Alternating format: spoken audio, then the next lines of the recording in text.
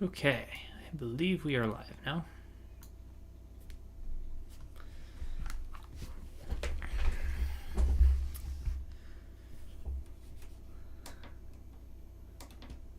Alright guys, we're just gonna wait up here for a couple minutes. Let everybody actually show up to the live stream if they can make it. And let's see, do we have anybody on yet? Looks like no viewers yet. Oh, there we go, Ben. Hello, Ben. Welcome. You're the first person on by the looks of it, so that is good. I'm going to just pop over to my other screen here.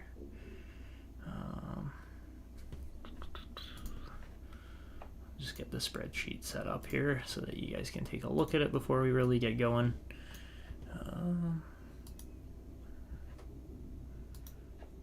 Okay. And there we go. Okay.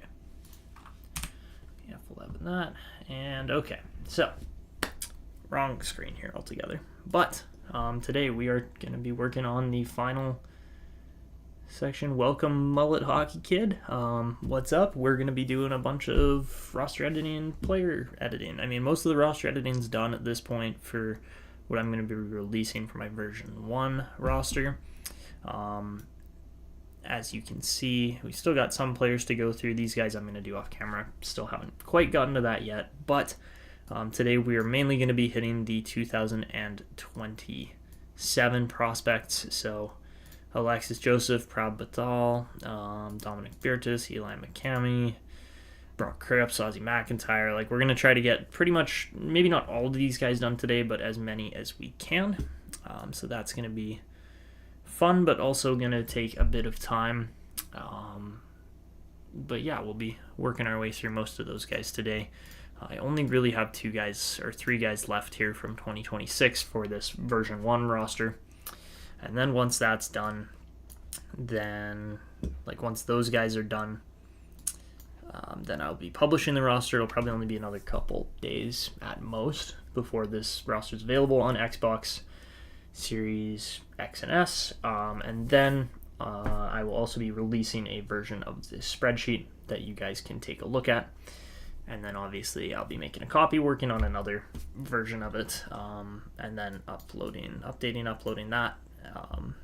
Again, for all of the players that are on PlayStation or Xbox or whatever. Less than an hour.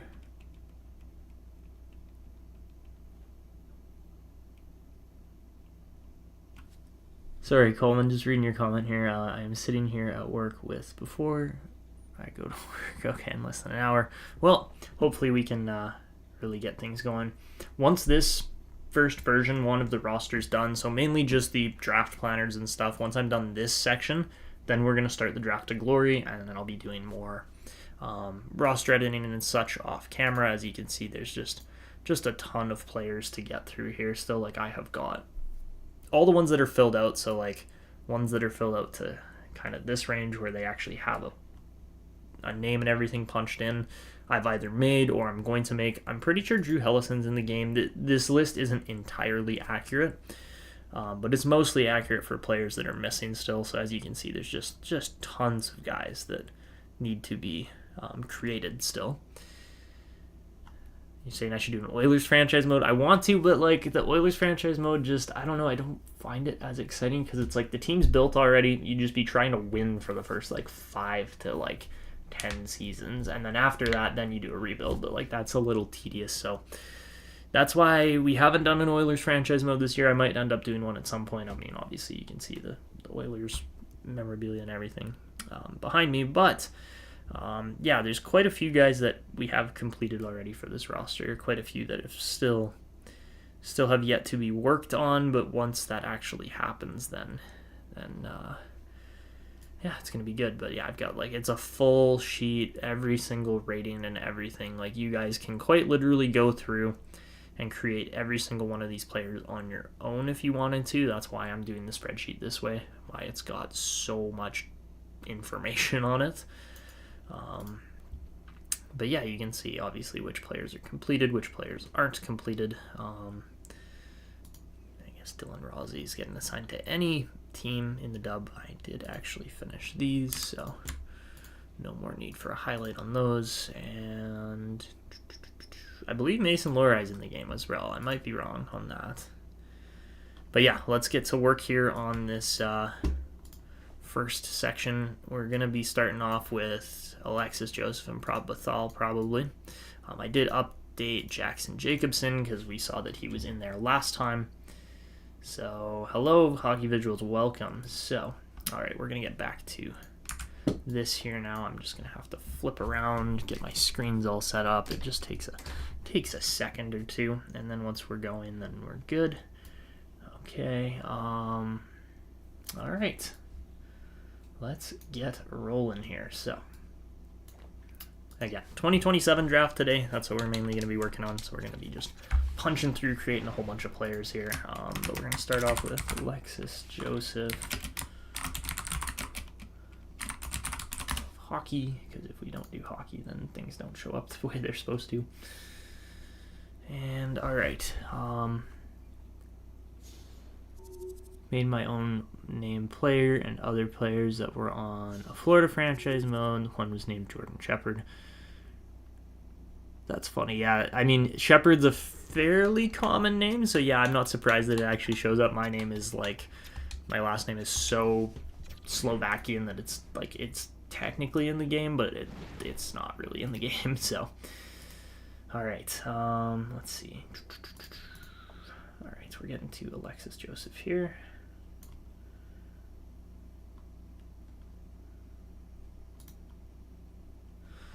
Okay, start off with the actual details because that's going to be the main thing that we get rolling with.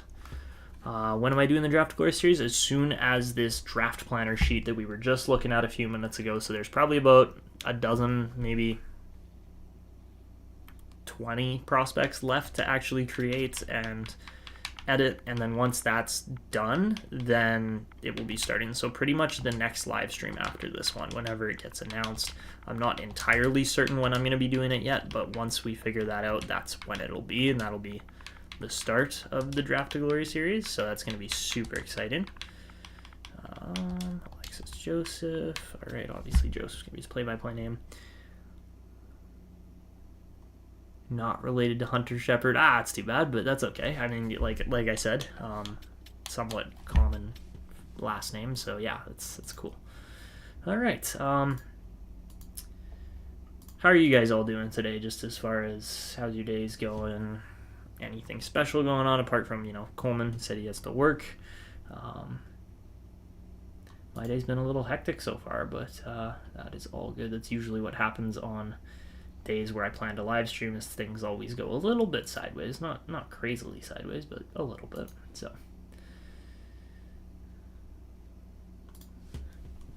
man, I have got very minimal details, facial details on what's his name here, on Alexis Joseph. So this is gonna be a little bit of a struggle, but you know, we'll keep plugging away at it. And I should probably actually find him on my spreadsheet because I don't have that completely accurate right now. There we go. Alexis Joseph, playmaker, number 19. He's going to be a center. This is going to be a guy that we absolutely want to draft in Draft to Glory because he's just going to be a beast. He's 6'3", 185 at like 14 years old, 15 years old. Like, he is just an absolute beast. So, and yeah, the furthest we can go is 2009, so we're just gonna do a real late 2009 birthday, and we'll put the exact date as far as like he's born on the 16th of June 2020 or 2009. So obviously cannot be entirely accurate, but that's the struggle we have to deal with for now. So all right, Alexis Joseph is out of Quebec, and yeah. So do you guys have any the other thing I want to talk to you about while we're in here is, yeah, exactly, Ben. It was not a realistic Oilers franchise mode last time I played it. Obviously, if we played it this time, it would be quite a bit different. You created your playoff bracket, and how's it doing so far? I'm doing okay as far as the playoff bracket goes. Like, my playoff bracket, let me see. I'm trying to remember who I picked and everybody I picked. I mean, I got Winnipeg wrong big time. I picked Winnipeg in 7 just because I thought, oh yeah, they've had Colorado's number all year. Wrong. Absolutely wrong. You should never bet against the Avs. That's not a good idea. So I did that. That one was wrong. I got the Carolina series right as far as 5. I'm on pace to get the Edmonton series right as long as they win tonight. Let's see, who else? Who else? I got the Rangers right. That one was in 5. I think I picked Dallas in 7 against the Golden Knights, so we'll see if that one still comes true or not. What else is there? I'm just trying to brainstorm out all the other series that are existing. I picked Vancouver in 5. I was off by possibly 1, maybe 2 on that, so we'll see if that one comes out correct. Rangers 1 in 4. Okay, then I didn't quite get that one right. I think I picked Rangers in 5, so I was close. I still got the team right, which isn't bad. Let's see. And what other series we have going on? Boston-Toronto. I think I picked Boston in 5, which is wrong, obviously. Or no, sorry, I picked Boston in 7. But I kind of predicted Toronto was going to push a Game 7 still because they are a good enough team. Florida-Tampa. I think I picked Florida in 6, which close but not quite. And I think that's it. So yeah, like my picks were actually fairly accurate apart from the Winnipeg series. That was the only one I picked wrong. And I'm kicking myself for it because had I not, I probably would be looking a little bit better on my bracket, but that's okay. All right, so we're back to Alexis Joseph here. I'm going to do his equipment next because I'm really struggling to find any kind of facial pictures and stuff. So it looks like he is a full-blown CCM guy here, which is all good with me. I do quite like CCM as an equipment brand as well, mainly because I still have a CCM stick from like 5 years ago or 4 years ago. It's actually sitting right behind me there. I don't know if you guys can see it or not. Yeah, you probably can, but let me see, get out of the way a little bit. One of these, it's a Ribcore, like ASY, Trigger ASY. One of those two, because I bought a second one like this year, but found it at a secondhand store, funny enough. But the one Trigger ASY that I've had it for like 4 or 5 years now, and it still hasn't broke. I don't use it all that much anymore because it is probably getting pretty close to breaking, but yeah, like I went through like 3 Bauer sticks within the span of like 2 years and was just like, okay, this is ridiculous. I can't be spending this much money on sticks. Especially when I was playing hockey like all the time. I mean, I'm not playing hockey at the very moment just because my men's league is done for the season. We lost in the playoffs, so yeah. But no, CCM is absolutely my brand right now because things just don't break from CCM, I've found. So all right, next up we are okay. So we got all that done.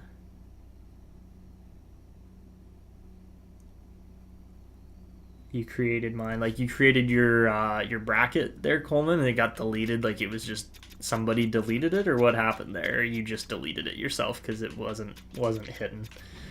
I mean, like, fair enough. It's hard to pick how playoffs are going to go because it's always just so random. But all right, now that we are done that section of Alexis Joseph, we're going to try to figure out how to get his face and everything set up because it's going to be difficult.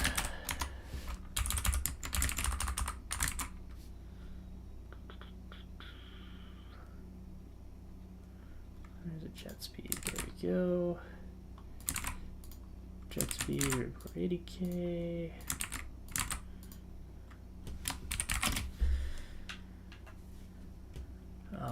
Shoot, which gloves did I put on Joseph? I cannot remember right now. The tax, yeah. Alright, white, no toe, no mouth guard, and a back tuck, as most players have been doing. Haven't really seen a whole lot of players that have.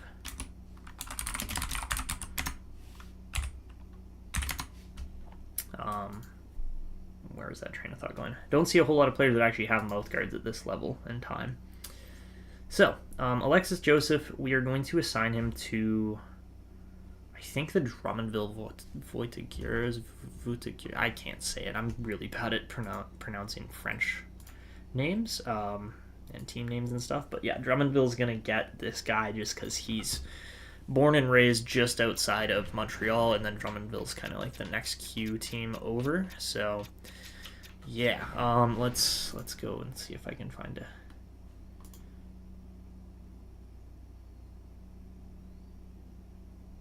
picture. Yeah, Alexis Joseph. Okay. So he's got brown eyes. Pretty normal looking eyebrows. We're gonna go number 4 on those, and then he's just got like kind of dark brown hair. As far as his actual haircut goes, looks like he's got kind of longer, almost like slicked back type of hair. Probably, yeah, like that. Okay, so we'll go with hairstyle 23. Dark brown hair, obviously, and then his face is like a bit longer. See if we can find one that's accurate.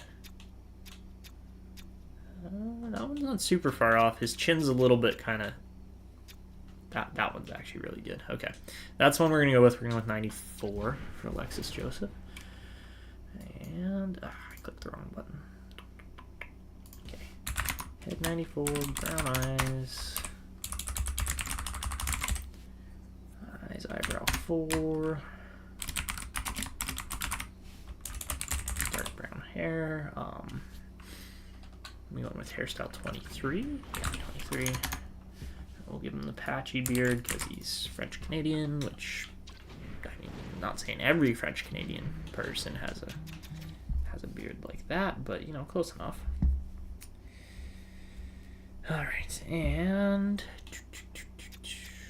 dark brown, obviously, and then give him a full playoff beard eventually. Alright, there's Alexis Joseph. So, that is pretty much it, apart from we're going to have to bump his birth date back down to like 2005. And then we'll, you know, fix that up once we assign him to the queue. But a 71 rated high elite. He's going to be quite the player. He's very obviously a great combination of speed, skill, and size. Because you look at his stat line.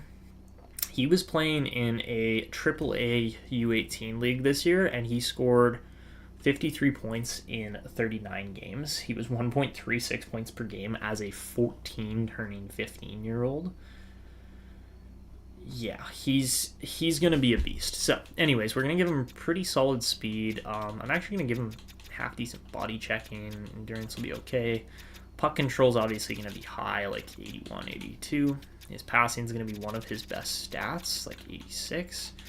He's going to have just ever so slightly a more pass bias, so like 8 there, maybe. We'll give him 9. And then his shot power is going to be quite strong.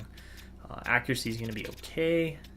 We're going to give him a pretty decent build here, obviously, but we have to remember he's also only going to be 71 rated at the end of the day. So his skating is going to be one of his biggest strengths. And then, you know, he's a playmaker, right? So passing's extremely high, skating's extremely high. Because he's a centerman, faceoffs are going to be good. Like 73 faceoffs there, 85 durability is always just the standard for me. He's going to have good deking, obviously. Sorry, I've completely just ignored the chat.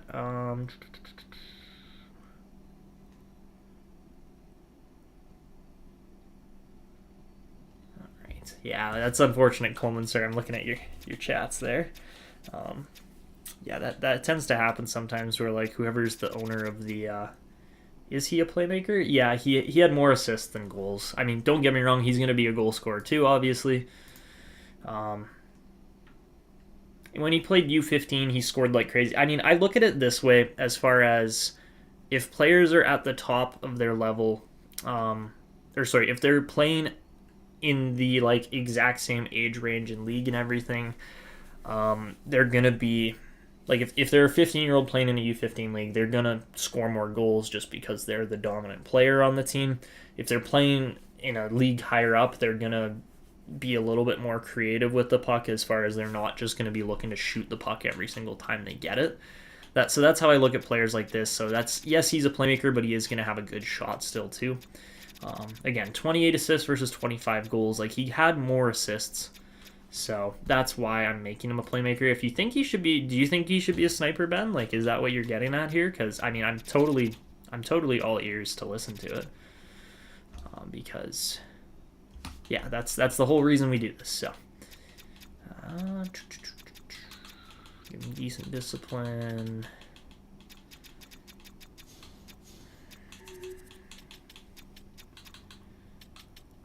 Really great fighting skills, and yeah, okay, so that's the build I got for now. I mean, if you guys think he should be a sniper, we can go and change it.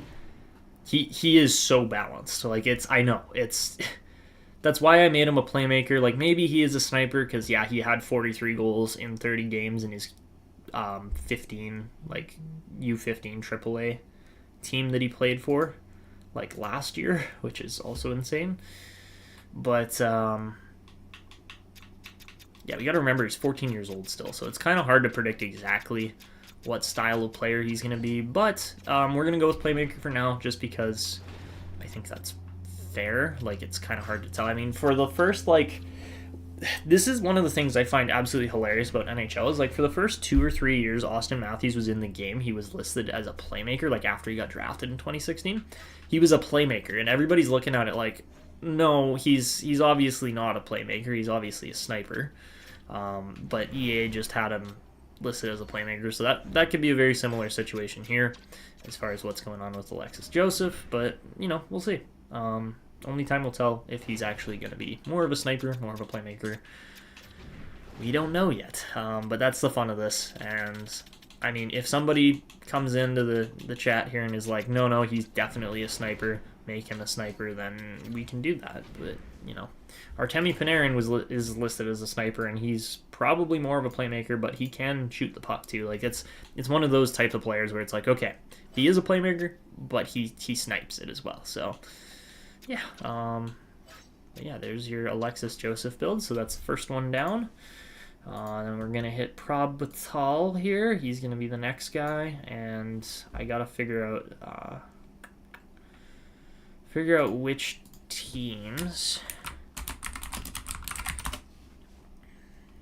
like which team we could probably assign him to. Probably the Saskatoon Blades. Actually, no, we'll probably put him on the... Ooh, do we put him on the Wheat Kings, though? I don't think we put him on the Wheat Kings, because if we put Batal on the Wheat Kings, we're going to have... Not a problem, but it's just going to be more so, like, it's going to be so stacked in Brandon for a couple of years that it's not going to, like, it's going to skew player numbers, probably. Because, yeah, here's Jackson Jacobson now. Like, I've got him in as a 69 just to, like, fit in with the rest of his class properly. Because, yeah, Batal and Joseph I have ahead of him, and then, of course, landed DuPont as well. But, yeah, those guys are both going to be really good as well. I'm just trying to decide where I want to put Batal.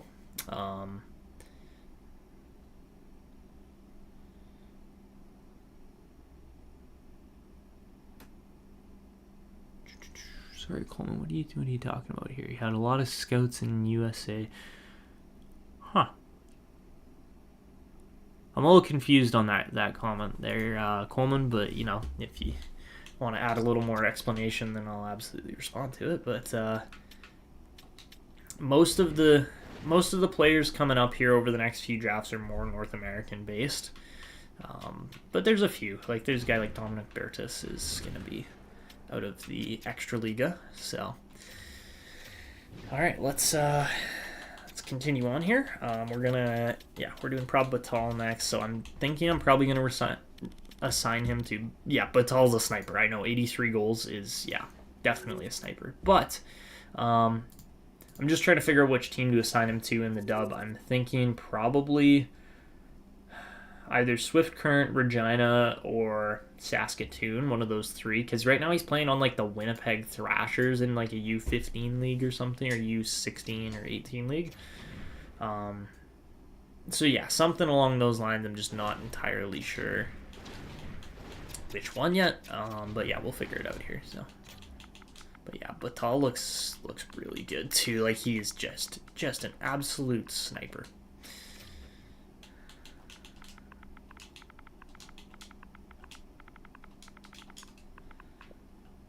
chaff him, hey?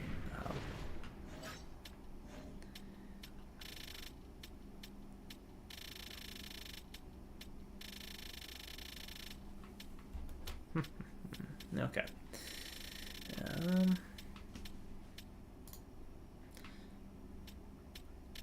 Also, my slider is probably way too loud right now, so I apologize, guys, if I've been ripping through this stuff and you have to listen to it.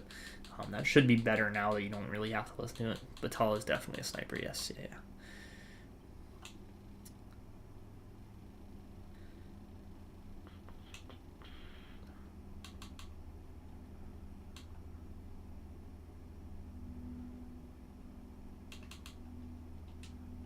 Battler, why not? Close enough. Not really, but whatever. Okay, and I've got him listed as a, I believe, center as well, which I think is fair. I did not punch in Alexis Joseph stats, so we'll do that after the fact. But where's Batal here? Prop. There he is. All right. Yeah, definitely a sniper, so that's what we're going to do here.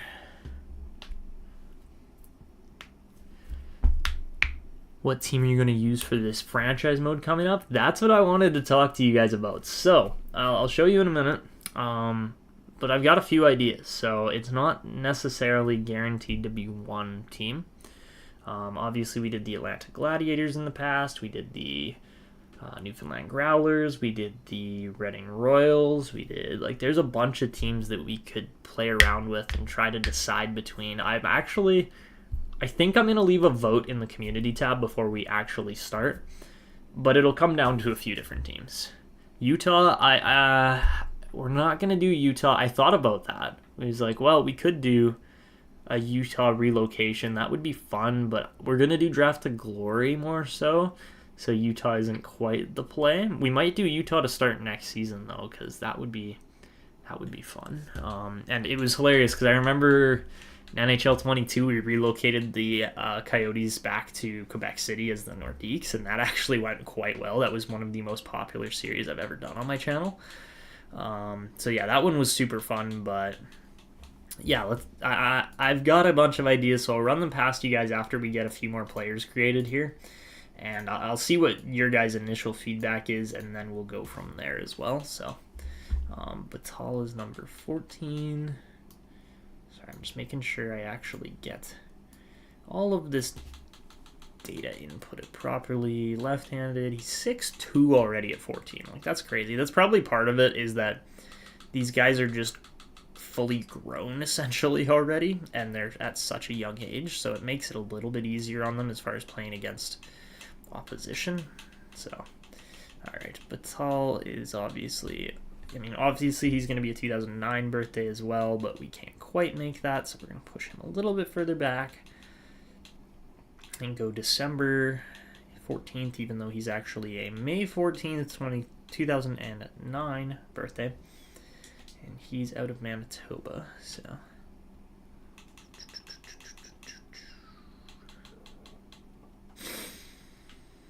All right.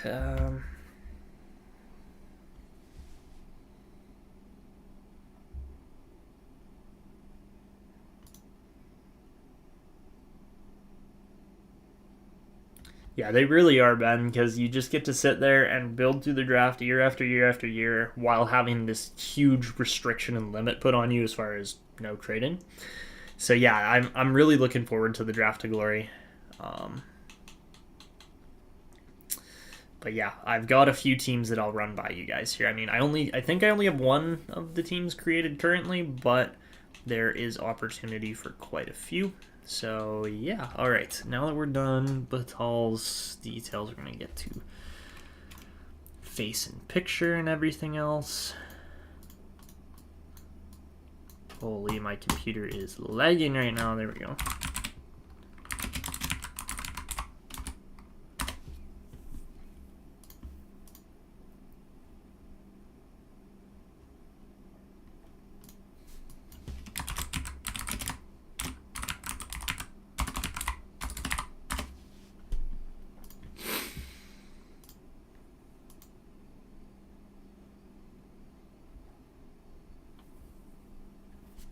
All right.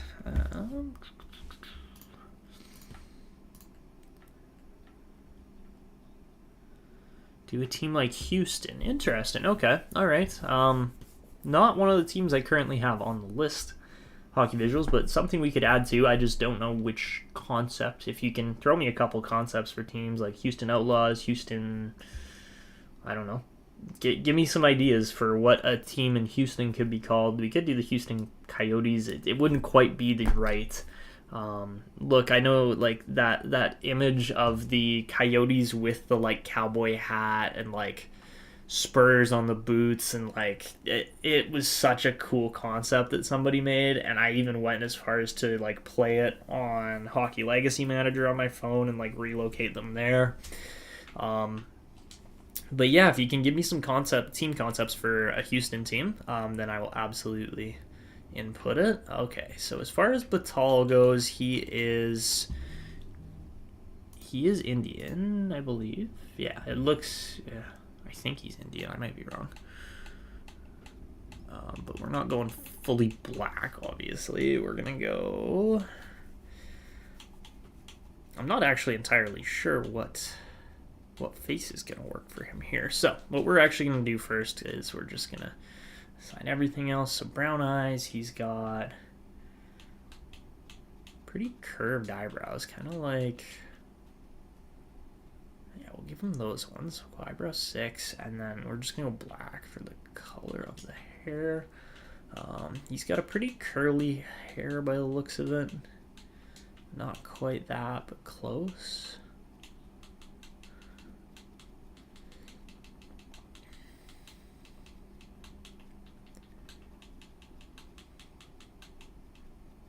I'm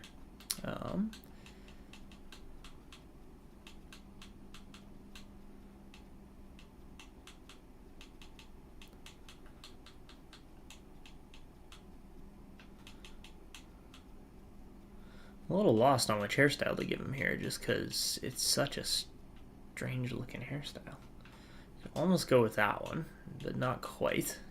It's not quite what I'm looking for.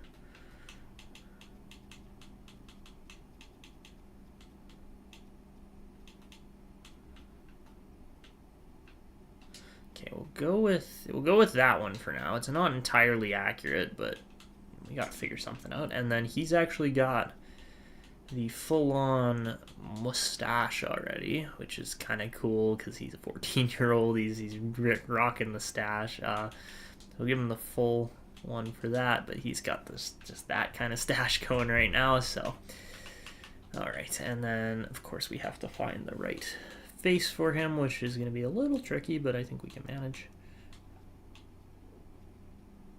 All right, and then the playoff beard just pops up if we do it like that. So we'll go like this, and then it should work a little better. Beautiful. Okay.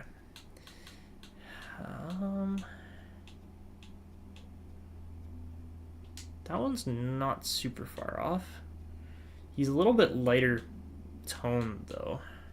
He's not a really dark skin color.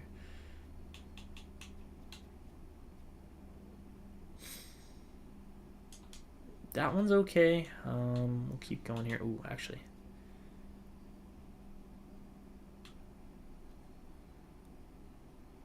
That one kind of looks like Will Smith, actually.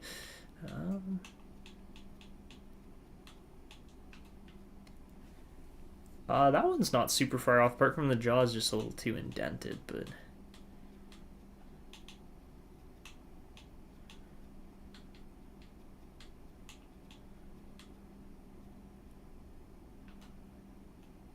That one's actually close, too. How are the comments doing here? Houston Lone Stars. Ooh, that's a cool name. All right. Yeah, I really like that one, but the only thing is we got the Dallas Stars already. So I mean, like, conflict of team name there being a little too similar. Maybe that's the only negative I can throw back at it. Number 1, yeah, okay, Ben, I like it. Welcome, Braden. I see you're on the stream now too, so absolutely welcome. We're in the middle of making Prob Batal right now, which is, I don't know, 1 minute 30 seconds. So we'll go like this, and then it should work a little better. Okay, we'll go with that one for now. It's not entirely accurate, but a little bit tricky, but we're managing. I'm just trying to find the right face here for him, so I think we might have to stick with the one that we went with here. Like, this one's not bad. With 170.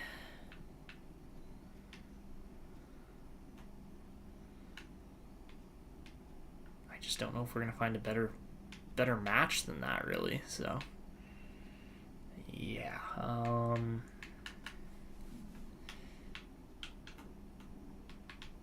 Okay, we'll stick with this one for now, I guess. It's not entirely accurate. Do I think so? I mean, yeah, I really do. Not just from the Oilers fan perspective, but like, they broke LA last game, in my opinion. Like, you don't shut out a team like that on 33 shots without playing some ridiculous lockdown defense. I think if they can do that again tonight with, maybe a little bit more offensive push, because they really didn't have a lot last game, but I think if they play even like 80-85% similar to how they played in game 4, I think it's game over for LA. Like, I just really don't see the Kings having enough scoring power to consistently outgun and outrun the Oilers, because they just can't really. I mean, put $5 on them win tonight, that's probably a good bet. I mean, give it a little knock on wood there, obviously, but yeah, it's looking pretty favorable for the Oilers right now, especially on home ice too. Like, that Edmonton crowd just gets rocking as well. Like, I don't know if you guys have been to Oilers games since the McDavid era. I mean, I was at one in like 2017 when they lost like 4-2 to the Canucks, and I think Tyler Mott scored on the first shot of the game, but that was also when the Oilers didn't have Stuart Skinner yet, and I think it was like Mikko Koskinen or Mike Smith or somebody. I think it was Mikko Koskinen in that. And like, Mott had this like off the half wall kind of coming down on the rush. Like, it wasn't really a great shot, and it just went in right away. We were like, oh boy, it's gonna be one of these games. I did get to see a pretty awesome patented Draisaitl one-timer on the power play go in, and it was from like the perfect angle too. Like, I was down in the lower bowl for the second half of the game with my like cousin and uncle, and yeah, I got to see Draisaitl just absolutely wire it one time. Like, it was a cross net off the post and in too. Like, it was such a fabulous shot. But yeah, I got to see that. But I mean, if you guys have been to an Oilers game ever, the Oilers fans are just freaking crazy. Like, there's no other way for me to explain it, really. So yeah. Anyways, that's my Oilers tangent for now, but yeah, no, that's probably a good bet, Braden. I should probably put some money on them too. Would not be a bad idea. How much do you win? What's the return on that? Like, I'm pretty sure they're favorites, are they not? So yeah. Anyways, okay, I gotta find Batal in full gear. Here we go. Wrong click. There we go. All right.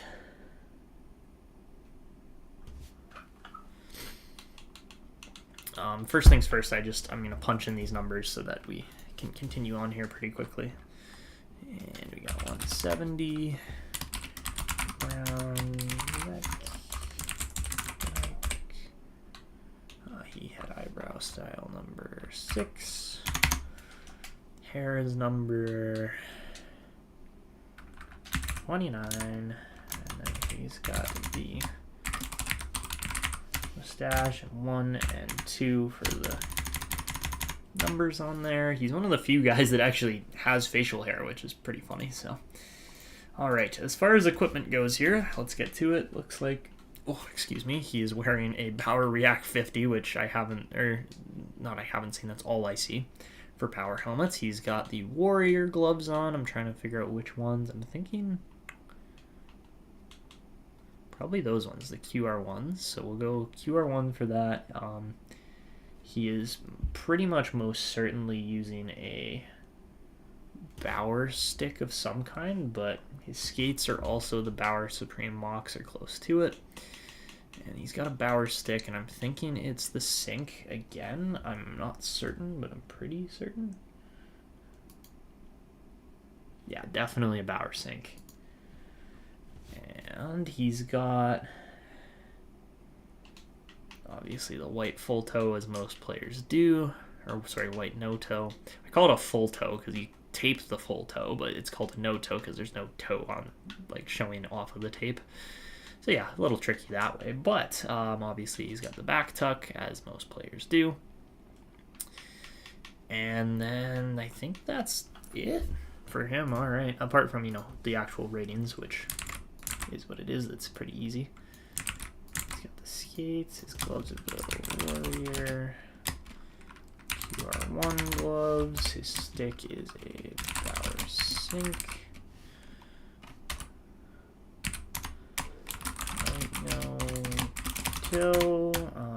No most card back, and then we're gonna make him a 70 rated medium elite.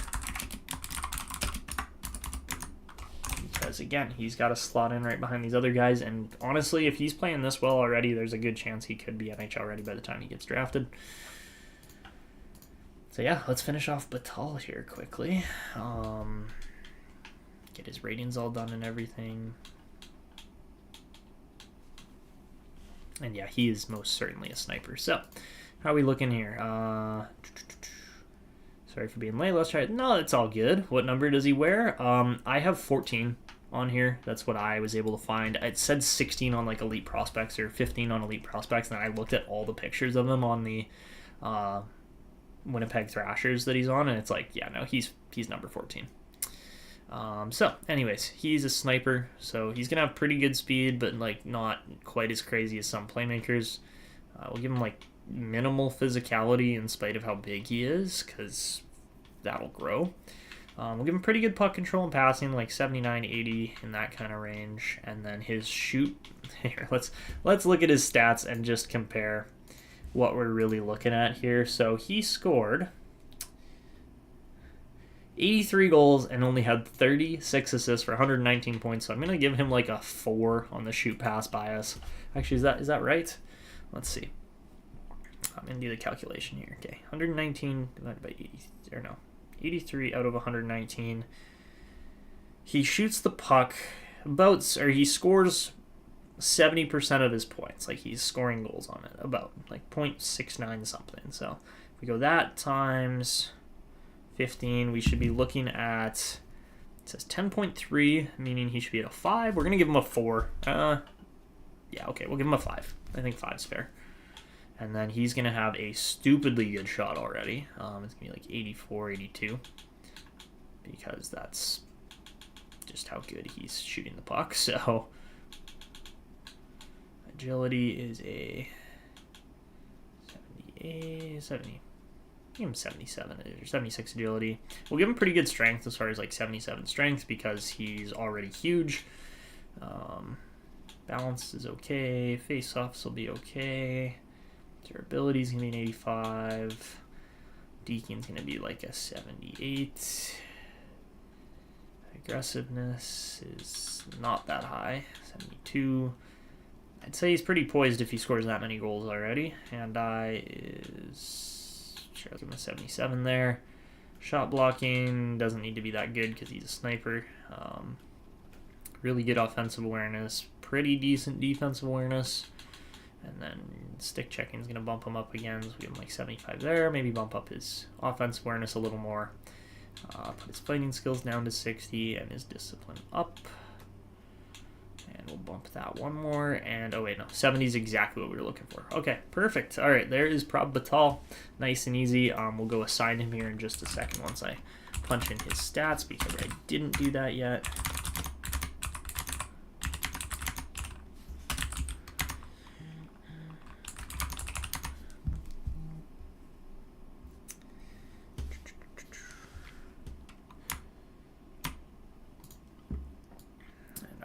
Down to acceleration. Oops, I bumped his one stat down by accident there. Okay, acceleration 83, 75, 75, 85, 78, 72, 77, 72, 80, 75, 77, 60, and 75. Okay. And I almost want to give him Schneip just simply based on how much he scores, but we're not going to do that. And okay. Can you guys pick a number between 1 and 3? Like, any of those 3. Like, 1, 2, or 3. Pick a number. Put it in the chat. Would I ever consider Toronto franchise mode? I would. I just don't know if I would have good intentions with it. Reason being is because I'm really not much of a Toronto fan. I find their media annoying, but apart from that, we could do a Toronto franchise mode maybe next year. Depends on what happens with the Leafs this offseason as well, obviously. So, okay. So, let's see. Number 2 is the number. 2. All right. So we're gonna put him on the Saskatoon Blades then, or Saskatoon? No. Swift Current Broncos. Because I had Saskatoon, Swift Current, and Regina as the 3. Swift Current's the middle out of the 3 alphabetically. So that's what we're going to do. All right. Well, there you go. I'm pretty sure the Swift Current Broncos is going to be happy to grab a Prab Batal. Not that they're going to get him necessarily. He's probably going to be a top-end pick in the dub next year. We'll see.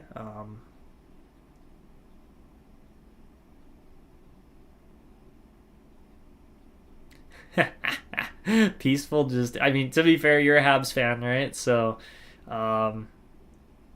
yeah, I don't blame you. To be fair, what we'd be doing is completely tearing down the Leafs more than likely, because build a team around like Austin Matthews and that's it, or maybe Matthews and Marner and that's it.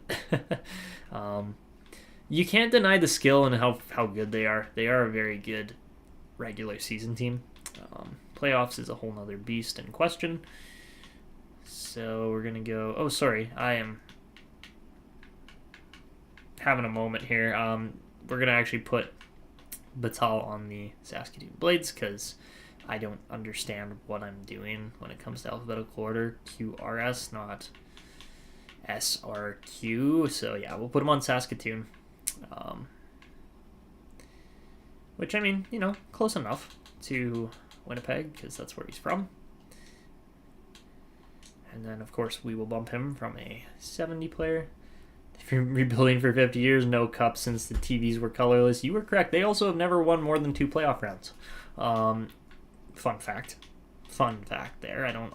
Is that fun? I don't know if that's fun. I think that's just pretty sad, honestly. Apologies to anybody who is actually a Leafs fan in here.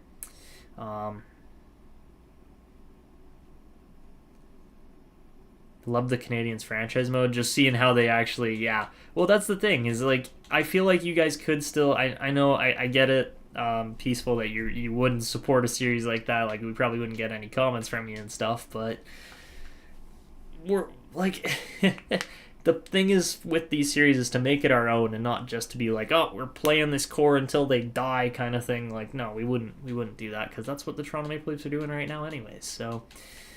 All right, Prab Batal is now in the game for my roster at least, and we will assign him to the Saskatoon Blades without caps locks because I had caps locks on the first time. Bada bing, bada boom. All right, another one down.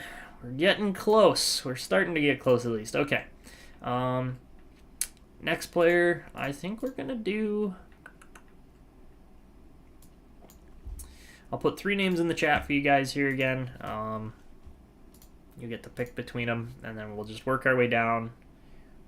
So we got 6 guys left still to do from this draft class, and then I don't know if we'll get every single one done here, but we'll try to get most of them done.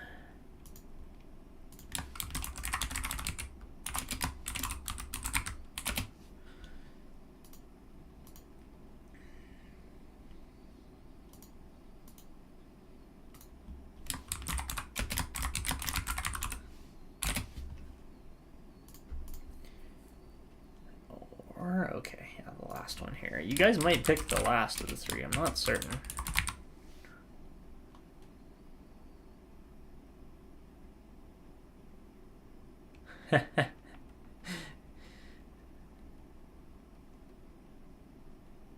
Not Toronto, Carolina. Yeah, fair enough. Okay, I got 3 names in the chat here for you guys. Pick between them. Doesn't matter which one. We're going to make all of them at some point, but... yeah, those are the next 3, and then I'll hit you with another 3 after we're done those guys. Kami and Crips. You guys want to see both of them? I mean, hey, they're both pretty well-known Canadian prospects. McCamey, okay, I think Peaceful is the decision maker there. I actually don't know how many people we have live in the stream. I gotta check that. Looks like we have 5 people in right now.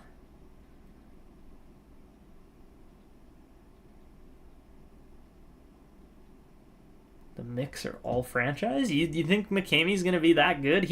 I mean, there's a chance he could be that good. Right now, I've got him. Yeah, Crips is a sick defenseman too, and you watch him play. So as far as the ratings, you guys might not like the ratings on these guys that I have for them, but here, let's see. Okay, so my current ratings and current rankings, because I went through and just ranked these guys as is. I have Dominic Bertus ahead of those 2 guys simply because he's playing in a U18 league already. The other 2 guys are playing in U16 leagues, I believe. Actually, McCamey might be in a U18 as well, but he didn't put up insane points like some of the other guys did. So, currently, I've got Bertus as a 68 medium elite. I've got McCamey as a 67 medium elite, and then we have Crips as a 66 rated medium elite. So those are the next three kind of guys that we're going with here. If you guys disagree, let me know, because, like, Brock Crips could be a top-end guy too. I mean, we got Jackson Jacobson in there as a 69 rated medium elite coming up. I am actually just like on my own time playing through franchise mode to see how these players all kind of fall out and grow and everything. Currently, Nemec ends up at about an 80 overall by the draft. Not too many of the 2024 guys really change. Belchitz ends up at about an 80 as well. Same with Hermanson. Like, I don't know if that's too high necessarily. I feel like it probably isn't. DuPont only ended up, ready for this, guys? DuPont only ended up at a 78, 79 overall by the time he was draft ready. So if he didn't have the medium franchise potential on him, he wouldn't go number 1 probably. So, I mean, there's options and room to move around with this as far as how we hand out player ratings and things like such, because there's just so many different things to do. Like, Batal will probably be close to an 80 by the time he ends up getting drafted, but he won't go first because we'll have a franchise defenseman in Landon DuPont there. So that's why we do it this way.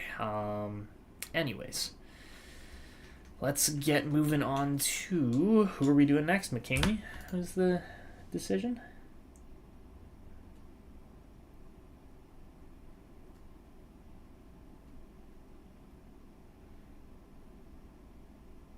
Oh, the mix are all I see. Peaceful. I see. But yeah, McCamey is going to be a sick player too. I don't know if he's going to be all franchise necessarily. McKenna will be. Gavin McKenna is going to be a top end player in this league at some point. Wow, we're up to 7 viewers. We're rocking right now. I know that's not a whole lot, but welcome everybody who's joining the stream. Again, we are just working our way through a whole bunch of player creations today, all from the 2027 draft class mainly. So Eli Mami is the next guy we're working on here. He's going to be around a top 5 pick, maybe a little bit less. Thank you, Peaceful. Kames, that's actually not bad. I'm surprised that was that accurate as far as the name goes on there. Okay, so I gotta go find Eli Mami here in my roster and my ranking and everything. And he is a BC player, playmaker, more so a right winger, but can play the center position too. Wears number 16. And I don't know where he's actually going to end up getting drafted at this point. Like, he's still got some time before he's in the dub, but he's getting close, so we got to figure out where we're actually going to put him.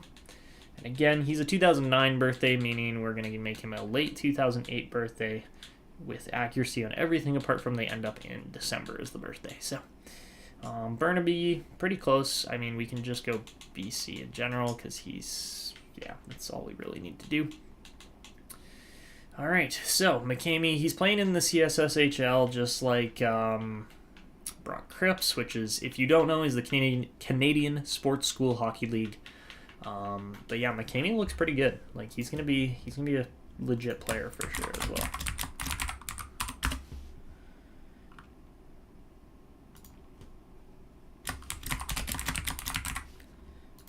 McCamey. Probably going to end up putting him on... Where is Shawinigan Lake? I actually don't know.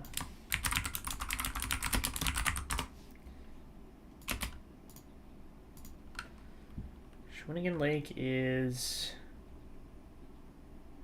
definitely on the island. Like, it's on Vancouver Island. Okay, well, he could be a Victoria Royal too then, potentially. I don't know if he's from there. It looks like he's... Yeah, Cowichan Bay. So he's in that whole area there. So yeah, okay, I guess we'll be putting him... I guess we're going to assign him to the... I'm okay with Victoria Royals as long as you guys are. Could put him on the Giants too, but I'm thinking Victoria probably here. So, all right, we got all those details done. Now we move on to the face and everything else. Images of Eli Mami. Hey, look at that. There actually are. That's nice.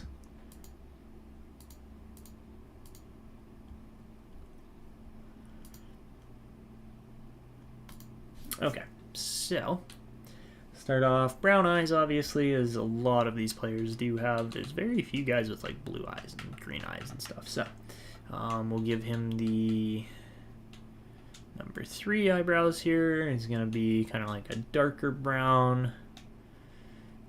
And then the hairstyle is going to be kind of like the comb over.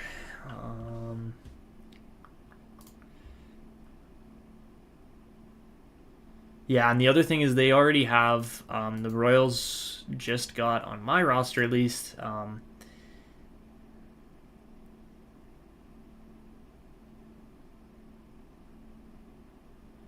ooh, do I do other franchise modes off camera? Absolutely, I do. I play franchise mode for fun. Reason being is because sometimes I like to just test it out, like with my roster. I'm playing it through a test run right now. You guys are going to absolutely look at me and go, what the hell, why are you doing this? But I'm playing a Calgary franchise mode right now because I've torn them down, gone and got the Aginlas, obviously, Joe and Tej, and then added other players, but... what playing style does Bedard play like? Are you talking about, like, well, he's a sniper, but he's just kind of an overall, he's a puck-dominant player, so he's always going to have the puck or be making plays that get him the puck kind of thing. But Bedard is overall a sniper, based on just how absolutely lethal his shot is. The secondary playmaking comes off of the fact that he can just beat goalies clean. So, yeah, that creates a lot of room and space for him because when teams are trying to play the shot and try to defend the shot, then he just feeds it off to his teammates. Yeah, so for franchise modes off camera, I do play quite a few. I still have a Sharks one going just because I wanted to see how, like, Will Smith and a couple other guys in that system, like Quentin Musty and who else? Thomas Bordelot, and how those guys would grow if I gave them specific ratings. And then, it just turned into, we ended up landing Gavin McKenna because it's San Jose. So, yeah, that was a fun one. I think I still have that saved somewhere. I'm not going to go into it right now just because we don't really need to. I think we're going to go with probably 35 for McCamey for the hairstyle. We could go with this one too. Yeah, okay, let's go with hairstyle 8. Yeah.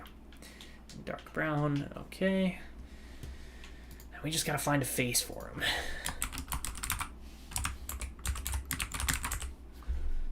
What eyebrows did we do again? 3.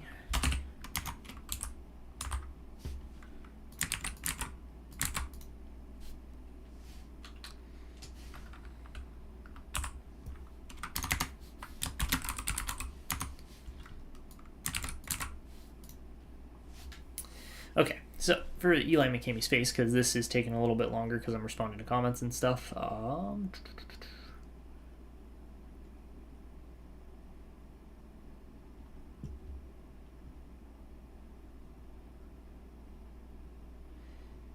Is this Jeremy Poirier that we're talking about here for top Q prospects, or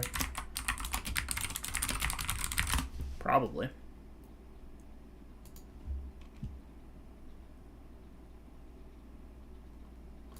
That's in the playoffs. What was the regular season?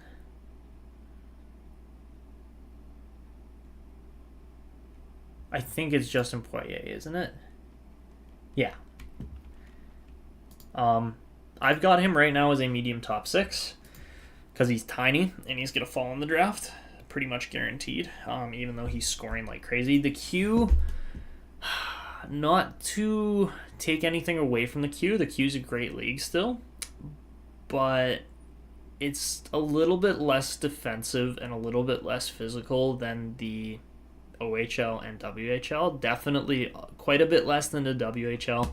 I don't know if you guys have watched WHL games or seen WHL games, but the fact that Connor Bedard was able to do what he did in the WHL and not get injured is insane, because there are, if you guys probably don't know, but I live in Kelowna, and the Kelowna Rockets got to play against Connor Bedard last year.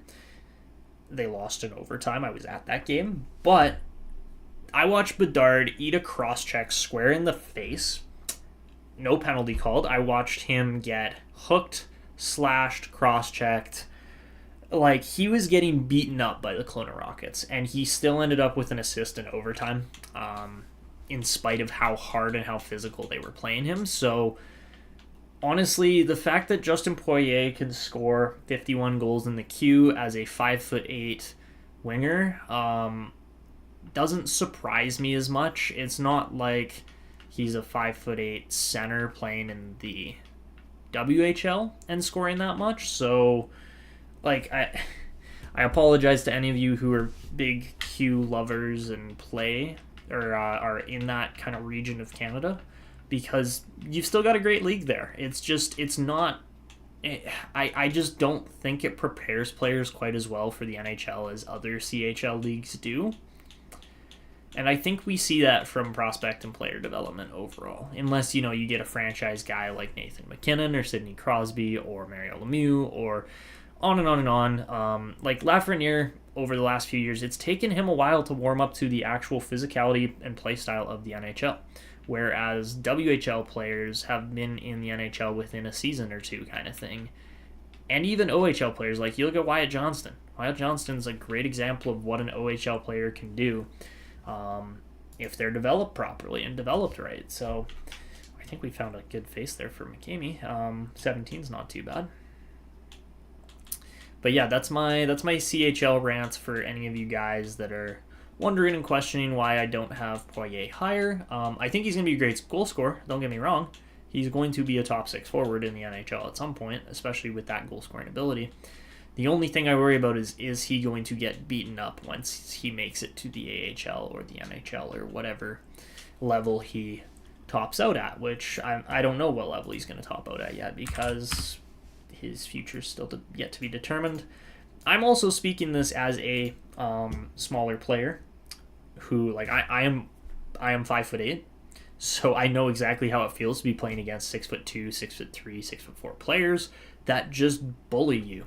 Like, there's no better way of putting it. You just physically get bullied on the ice because you can't box out against those players quite as well. You can't compete physically with those guys quite as well because they're just simply bigger than you and probably stronger than you, unless you are like 5'8" and like 190 pounds of just pure muscle like Logan Stankoven is. Then yeah, not too often that you're gonna make it to that level. So, but there are those players, there are those guys like Logan Stankoven that just find a way to be dominant players still in spite of the lack of size that they have. So, all right, sorry, that was I was really long-winded rant. You're 5'10". What's it like, Coleman? I wouldn't know. Can you reach the top shelf in most retail stores that you go into? Because I know I can't quite.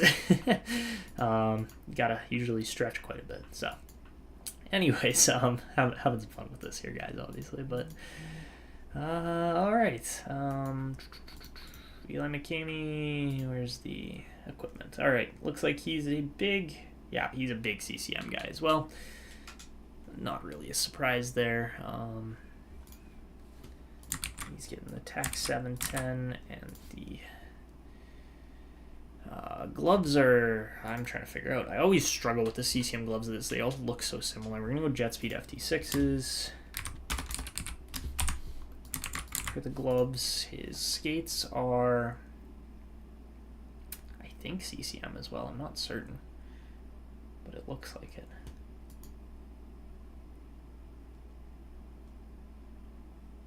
No, he's got Bauer skates, actually, so we're going to keep the Hyperlights there then.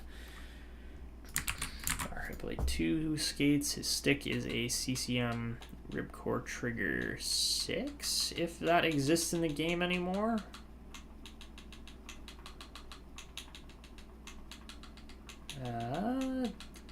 Oh, is it there? Yeah. Okay. Well, Trigger 7 will have to do. Close enough.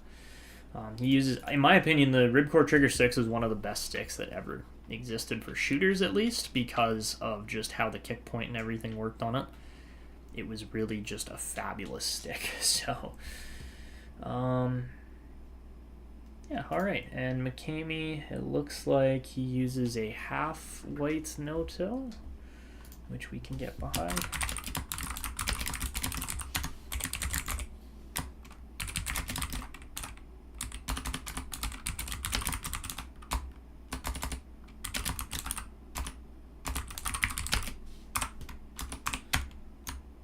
No mouth guard, and he does a back tuck, as well as do a lot of players.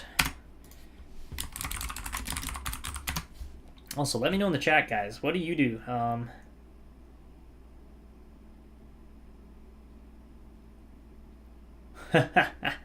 Peaceful goes, short kings matter too.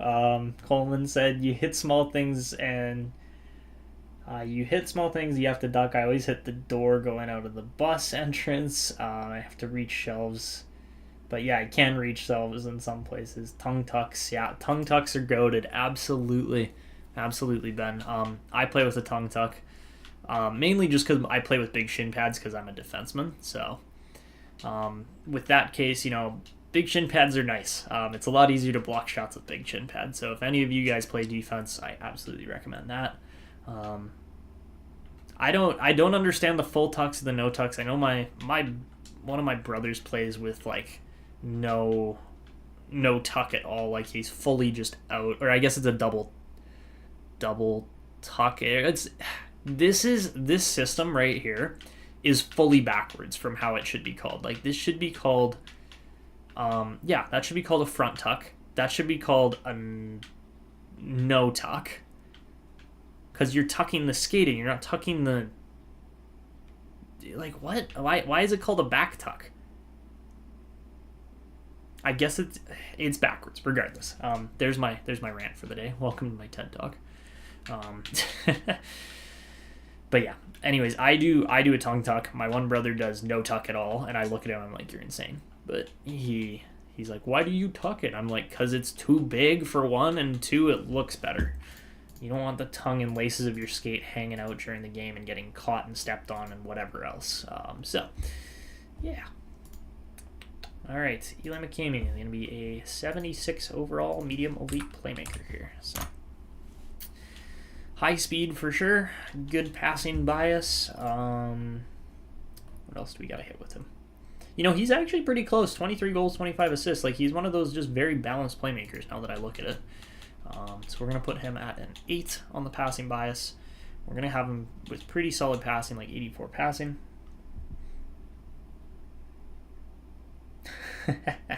TED Talks during NHL roster updates. It's crazy. It's really just my hockey. I should really just call my channel Hockey Rants, or NHL Rants, because that's all I do, really, is you get me going on a topic and I'm just gone. All right, endurance. Yeah, okay. That all looks good. We're going to give him a pretty good shot. We're going to give him like 82 and like 78 kind of across the board. I think that's pretty solid for where he's at. 5'8" people have a lot more speed than taller people. Yes and no. I mean, if you're athletic enough as a tall person, you can be faster than all the small people. We're just, I don't know if I'd say we're faster. We're just quicker, probably. Like a little bit more agile, a little bit less mass to move around, obviously. So that makes it quite a bit easier. But McKinney's going to get decent strength there, decent agility. Acceleration's going to be at an 84 as well. So yeah, his skating's going to be one of his best stats, I think, which is fair. Decent face-offs at 70, 85 durability is just, it doesn't even count, really. We're going to give him good deking, though, like 81 deking.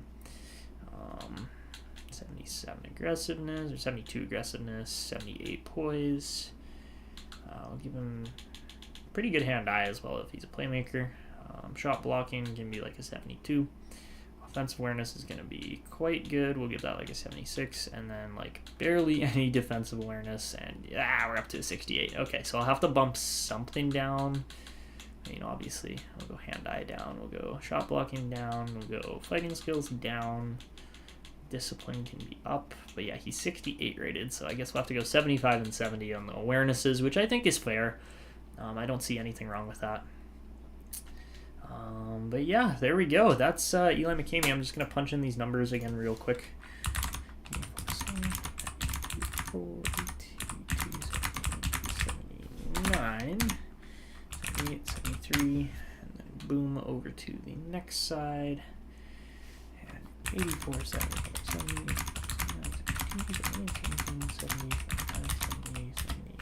75, 60, 71. Boom. All right. Eli Mami is now pretty much complete apart from the assignment and then going back and editing his age, which did I go back in and edit Prob Batal and Alexis Joseph's ages? Yes, I did. Okay, that surprises me because I did not do that last live stream on a couple of these guys and I had to go and fix it after. Oh, we can't assign them because I set the correct birth date. Okay.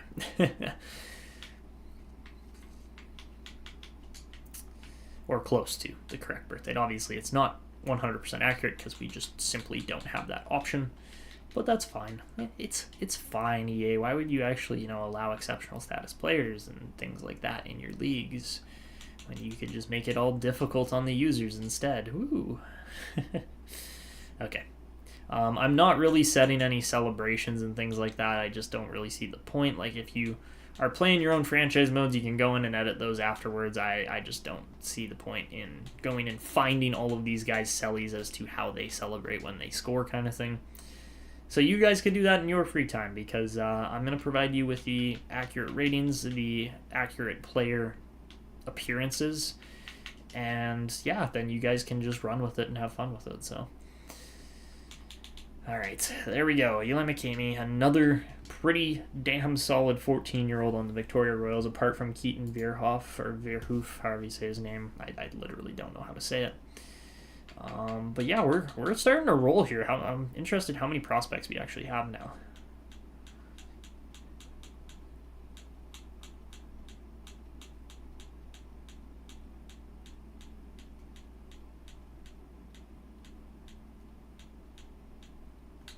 I'm counting about 36, give or take. So this is a good chunk of prospects on here. We're working away at it for sure. All right, how are we looking here?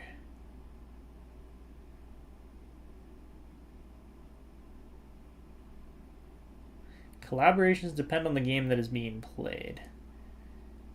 Yeah, like, I mean, as a 5'8" person, I'm absolutely proper sized for, like, soccer or football. Not American football. But then I go and play hockey, and I am decently undersized because there's a lot of guys that are over 6 feet tall in hockey, and definitely hard to keep up at times. That's why you work on skating and agility and fitness and all these other things in the off season so that you can keep up during the regular season. All right, where are we at here? Let's see. We are an hour and 15 minutes into the live stream. I think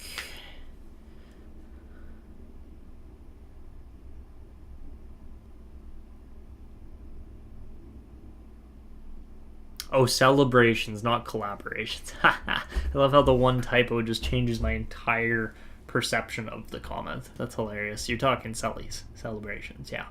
Agreed. Agreed that there are times to celebrate. Collaborations. That's all good, Peaceful. That's funny because it set me on a completely different tangent as to how sports work. But, all right. Next player we're on to here. Okay, I guess, yeah, now I'm going to start hitting you guys. Well, you guys wanted Brock Crips as well. Pretty good, so we'll hit Crips and then finish off with Bertus. But we are currently an hour and 15 minutes into the live stream. I think we're probably only going to do about 2 hours today, maybe 2.5. Not much more than that, really, just because I've got to get on with my day. But what we will do for sure is that I will be notifying you guys on a couple things as far as once my roster is complete. Brock Crips sounds so American. Oh, I know, Crips, right? Like, it sounds very much like an American name. I mean, Brock just sounds like an American name usually, but no, definitely a Canadian kid. Anyways, actually, while I'm thinking about it here, guys, we had the Houston Lone Stars as a potential team option. We're going to hit you with a little sneak peek on some of the created teams I got in here. So, a bunch of different options here, but really the main one, I did get that comment from, I think it was Peaceful, a little while ago, talking about the Newfoundland Growlers as far as which team we wanted to go with. I have the Utah Goats in here, which is interesting to say the least. Of course, Quebec Nordiques there, but yeah, the Growlers is really the team that I would be excited to use. Of course, there's Kansas City Scouts too, but you guys got to let me know, because I mean, of course, we can do a Houston Draft to Glory. We also have the opportunity to use other teams as well. Like Jacksonville Everblades is actually a pretty sweet looking logo. But the only thing that sucks with all of these is that these logos don't do the like 3D kind of like where it twists and turns.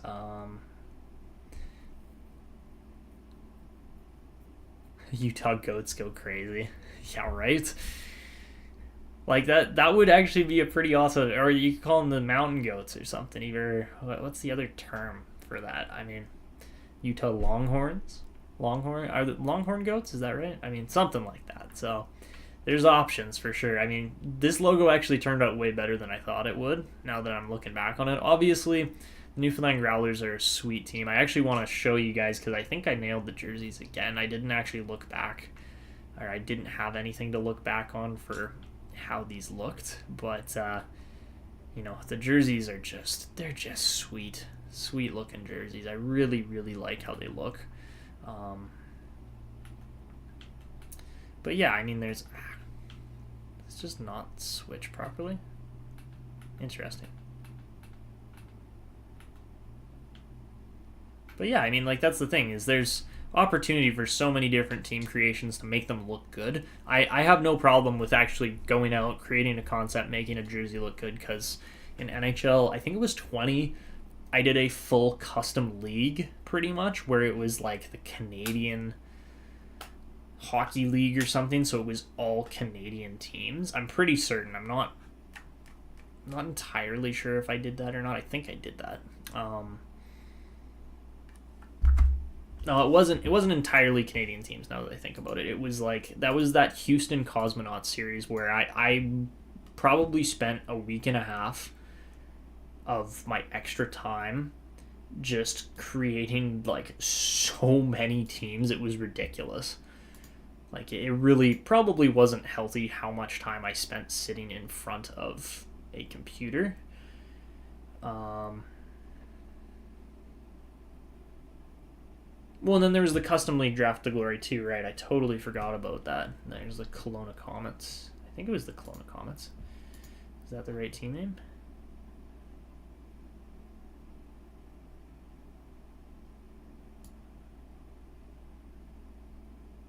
Yeah, it was absolutely the Kelowna Comets. Like, that series just went crazy. There was so many good players in it.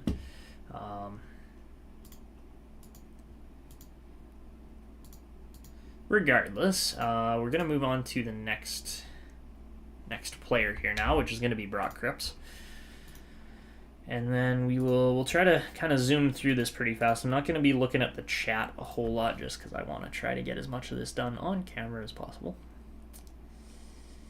Alright, but Brock Crips is going to be apparently a Victoria Royal as well. That's what I've got him set as. So do we put Brock Crips on the Vancouver Giants just to kind of keep it separate and not have Keaton Verhoof, Eli Mami, and Brock Crips? I mean, they would win the dub, probably. Probably. If there's that many good players on one team, there's a good chance they would win the WHL. But, yeah, okay, let's continue rolling. The other thing, yeah, like,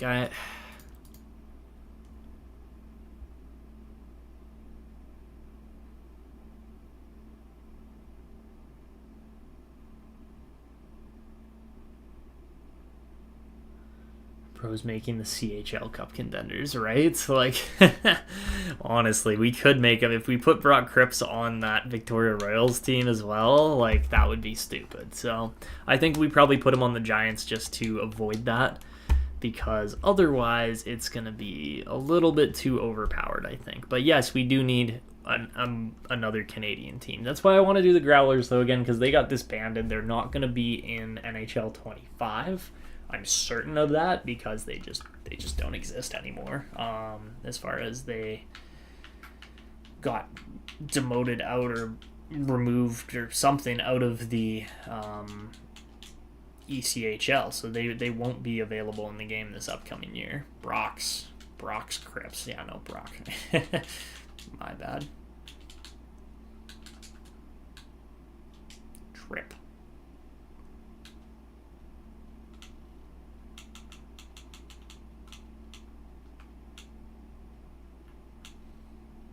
Is there something close to Crips? Probably not. Crisps. There we go. We're gonna... It's so close, but it's so far. Brock is a crisp defenseman. He's crispy on the puck. Regardless, he is definitely a right D and definitely an offensive defenseman. Where's number 23? Whole bunch of useless information. And then right-handed, 5'11". Currently only 150 pounds, so he's pretty light. But that's okay. Hardly ever fights. We're going to make him a...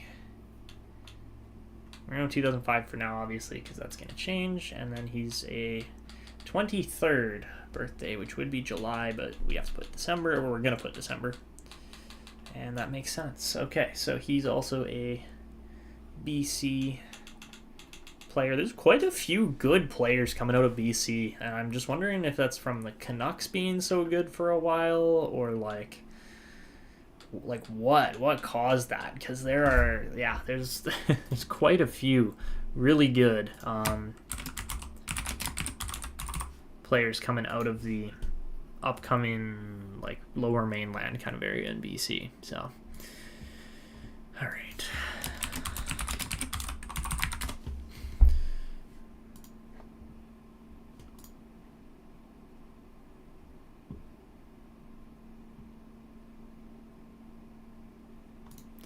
Brock Crips is so good. Like, he's such a good defenseman. Yeah, Jesus.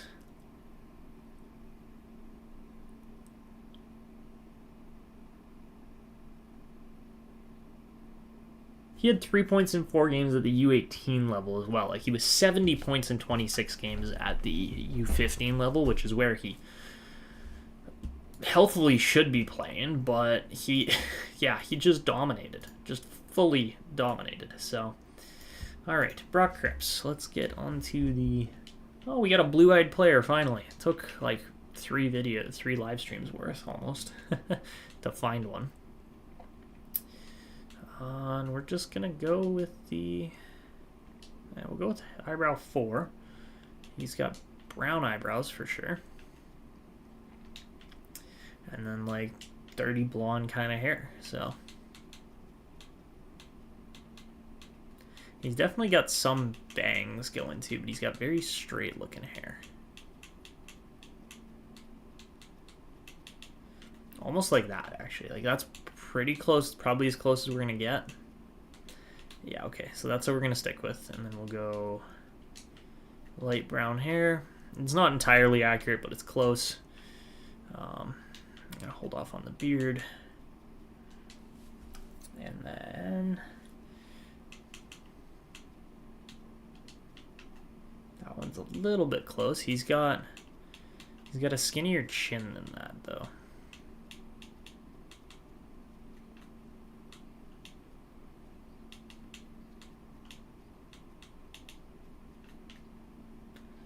That one's not horrible.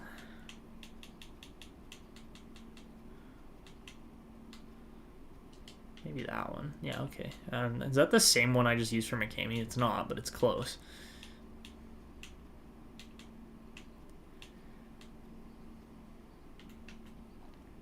He does have bigger lips, though, as well. Like, that's what I can see. So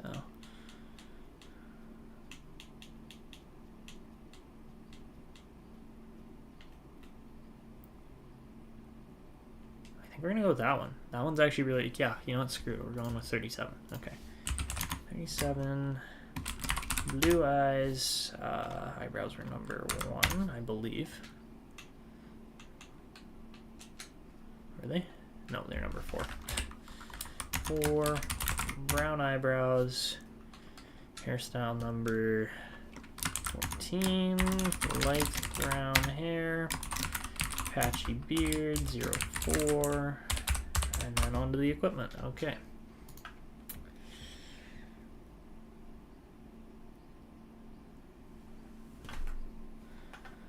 $300 points a year between 3 players. I would hope not.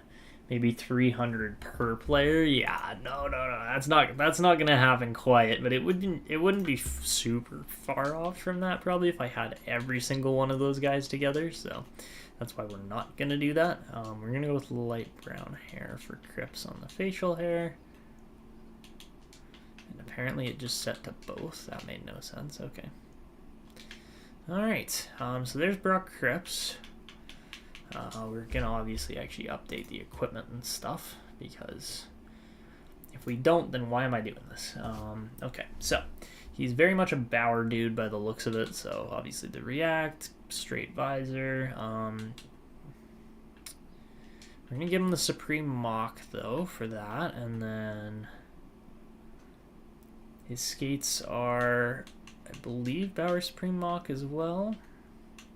But then his stick is the newest Jet Speed, and he's got like a,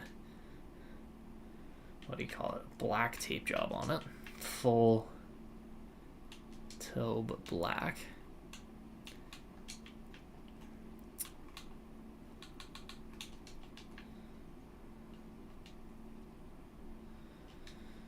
And all right, and then of course the tongue tuck, because all of the guys have it, pretty much.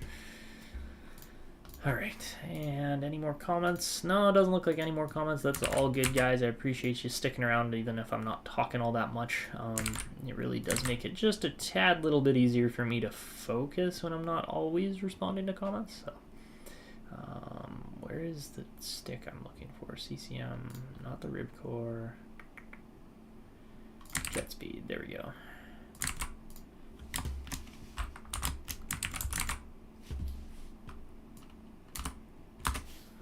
Black no toe, none in back.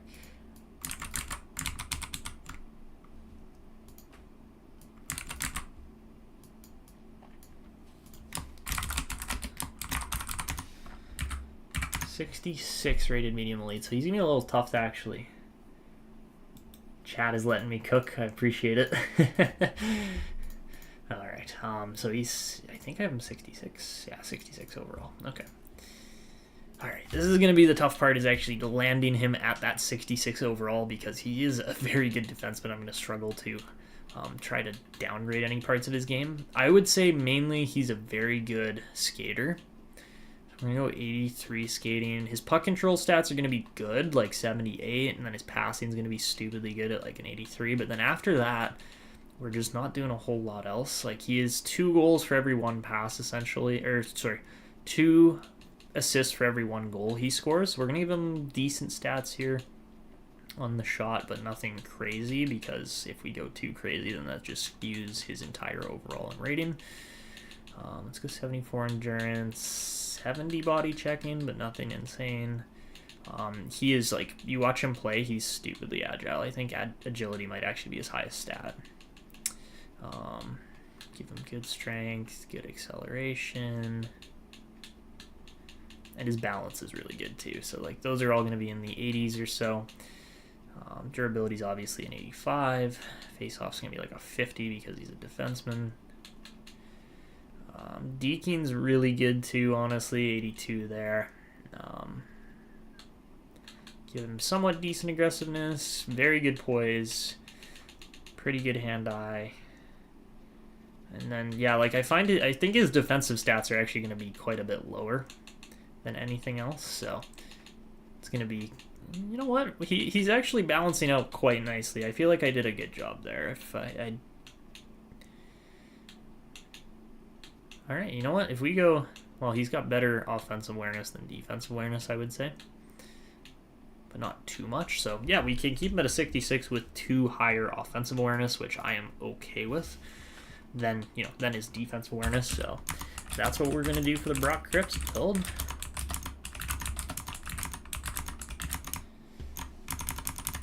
And yeah, so we're putting him on Vancouver. That was the kind of unanimous decision there in the chat.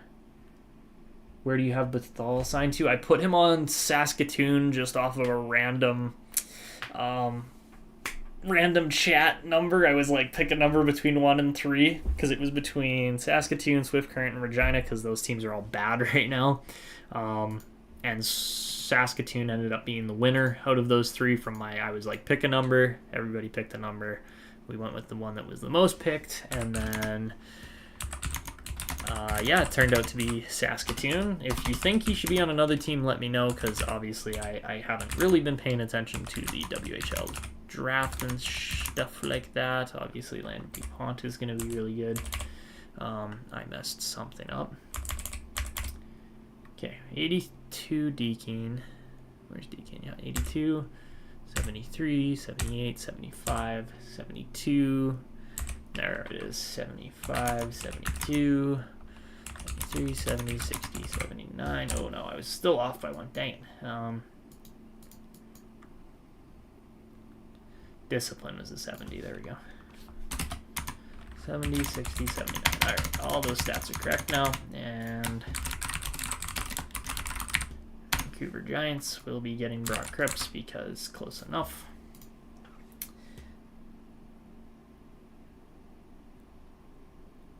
So you're saying put him on the Spokane Chiefs? Okay, I'm down for that. I don't really mind. I only put players on certain teams usually in the dub, and well, just any of the leagues. I try to put them as close to home as possible, essentially. Yes, he's definitely an offensive defenseman, unless I missed the stat there. Yeah, no, he's most certainly an offensive defenseman. So, all right, we will throw him. Did you see his stats, Ben? His stats are stupid. Like, they're so good. All right, we'll put him on the Spokane Chiefs. I'm down for that. Why not? I am open to chat suggestions.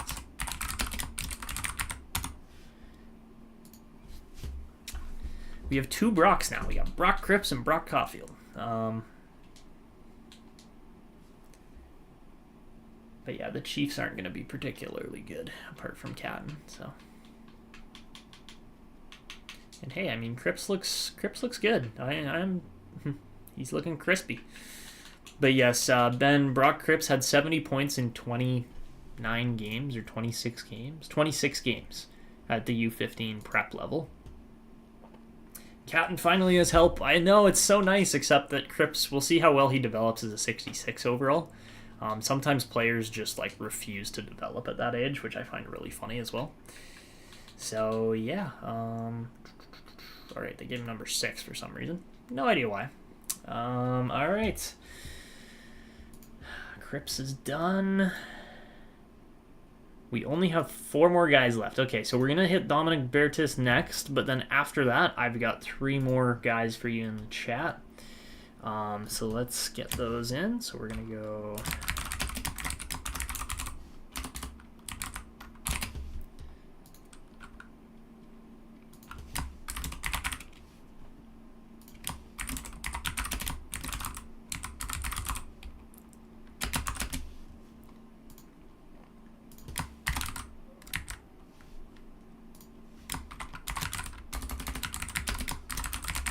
All right, so you guys will see one last player. Oh, definitely. We're only at 1 hour and 35 minutes currently. I want to go for 2 hours in total, and then end the live stream there. But I'm still gonna put 3 more in the chat there for you guys too. I mean, if you guys want to see somebody else over Dominic Bertis, I will absolutely go for it. I understand that not a lot of people know Byrtus, something like that. It's Byrtus, Lars Hudson. Yeah, I kind of got the feeling a lot of people were going to want to see Lars Hudson. So that is all good. The Hudson family is a very prominent North American family now. Laner's brother, indeed. All right, let's do Lars Hudson. I don't have him super high. I've got him ranked 10th on this list. That's why he was the last name out of all of those. But why not, right? Let's do Lars Hudson. Okay. Where is the Lars? There we go. All right. Again, USA player, so it makes my job a little bit easier. And let's get to it. So we'll absolutely cook through Lars Hudson here. That is the goal. He's not going to take super long apart from the facial design. And even then, I could almost just copy Lane Hudson's face off of it, but because I have it on a different spreadsheet. But we're not going to do that because that's lazy. Let's see if it'll actually do Hudson as the name properly. You stupid thing. It's like, obviously Hudson's the next closest thing. Instead you choose Hutchinson or something like that. H-U-D. Not Huddy. Is there a Hudson? There it is. Okay, yeah. Okay, so Lars Hudson. Hudson, not Hudson. Because now I'm saying Hudson. God dang it. Alright, definitely. And is he an offensive defenseman? I would assume so at 5'8".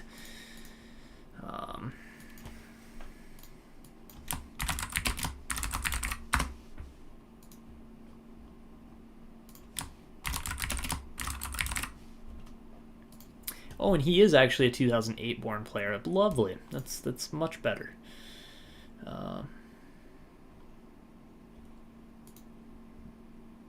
Honestly, Lars actually looks very, very similar to Lane. There's a lot of Hudsons now that I'm looking at it, because Lane's got an older brother too, doesn't he? Cole. So yeah, Quinn is the oldest, then there's Lane, then there's Cole, and then there's Lars. Like, Lars is the baby out of the family, I believe. I don't know if we have a listed... We do have a listed height on him, fortunately. Okay, so we're on left-handed, offensive. He wears number 23 by the looks of it as well. And obviously nothing's going to be assigned yet. You know, we're actually pretty close on 24 there. All right, lefty... 5'8". Hey, he's my height. Okay, but to be fair, he's also 14, not in his 20s. So, he's light though, like real light, 150 pounds. Never gonna fight, but he's actually gonna have an accurate birthday here, which is a nice change of pace. November 11th, actually. So that would be November 11th is Remembrance Day in Canada. I'm not sure about the states as far as what their Remembrance Day is. Illinois. Where is Illinois? There we go. Then USA. Boom. All right. Details done. Just like that. Nice and easy. Now, I am actually going to... I'm not going to be lazy, but I'm going to go in and find my Lane Hudson face and everything, and we're just essentially going to directly copy it because Lars looks very similar, like very spitting imagely similar to Lane. So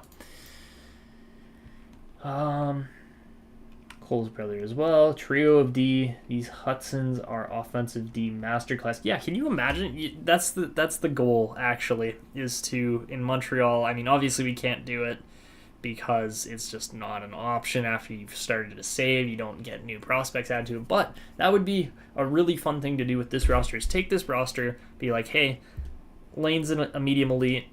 Cole's going to be a high top 4. Lars is going to be a high top 4. Let's put an entire D core of Hudsons together and see how they look and how they do.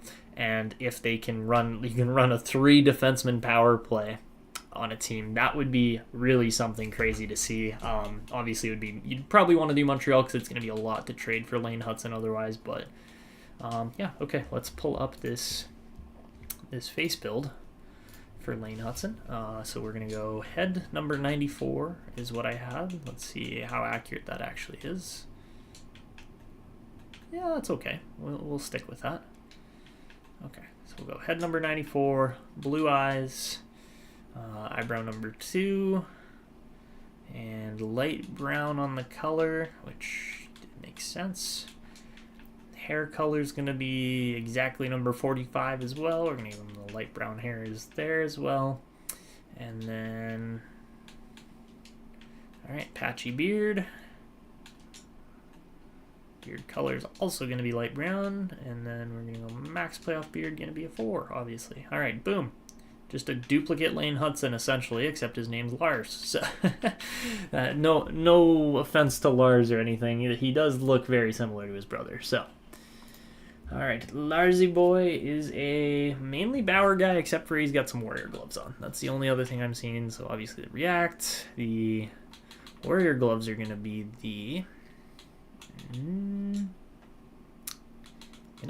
the Alpha LX2s. He's got the Hyperlight skates. Oh, he does a no tuck, like no tuck at all. You're gonna keep the Hyperlight 2. I have absolutely no idea how he tapes his stick by the looks of it because it's just simply not on there. Okay, what are we doing here? Close.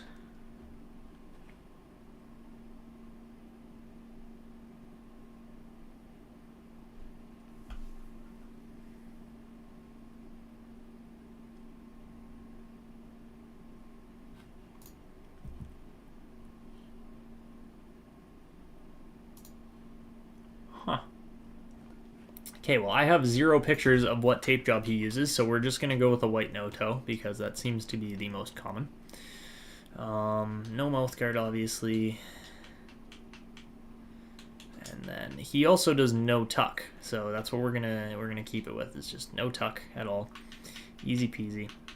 And all right, now just the attributes. So we're gonna go high top 4 for him. If he plays anything like his brother, which I would assume he does, then we are going to have a fairly easy time kind of recreating. It's essentially, he's almost a duplicate Lane Hudson. The only difference is he's just younger. That's pretty much it. Eyebrows are number 2, eyes are blue. We went light brown on those 2. Hair 45, patchy beard. Honestly, pretty easy build overall. Power React. His gloves were the Oreo Alpha LX2s. He had the Bauer Hyperlight skates, the Bauer Hyperlight stick, the white no-toe, and full technically tuck. Alright, and then top 4. And 60, what do we go, 65 rating on here? Yeah, so it looks like the viewers are starting to drop off a little, which that's okay. Kind of expected that, but yeah, we are getting close to being done here. But yeah, 65 overall is going to be a little bit tough, mainly because he's mainly just going to be a skater here, really, more than anything else. All right. So yeah, we'll go really good skating, obviously. Minimal body checking, good endurance, and then the puck control stats are going to be quite good. Again, he's only going to be 66 overall, so we can't really bump up these stats a whole lot. Definitely give him like an 11 or 12 on shoot pass bias. An okay shot, like in the 70-ish range. And again, we can't go too high. Agility is going to be stupidly good. Give that like an 83, 84. Strength, you can give him a 70 at most. Good acceleration. Quite good balance. No face-offs because he's a defenseman. High durability because you don't want to see injuries. Very good deking as well. Put that at an 80. 70 aggressiveness. Pretty good poise. Quite good hand-eye, maybe not 80, but like 77. And then okay shot blocking, give that like a 75. Bump the offensive awareness up to a 73, and then the defensive awareness almost single-handedly bumps him up too far. So 77 offensive awareness, 74 defensive awareness, and then the stick checking alone will almost get him right to the 66. And alright, I think that is pretty well it for Lars Hudson. Boom. Done. Easy. No problems at all there. Okay.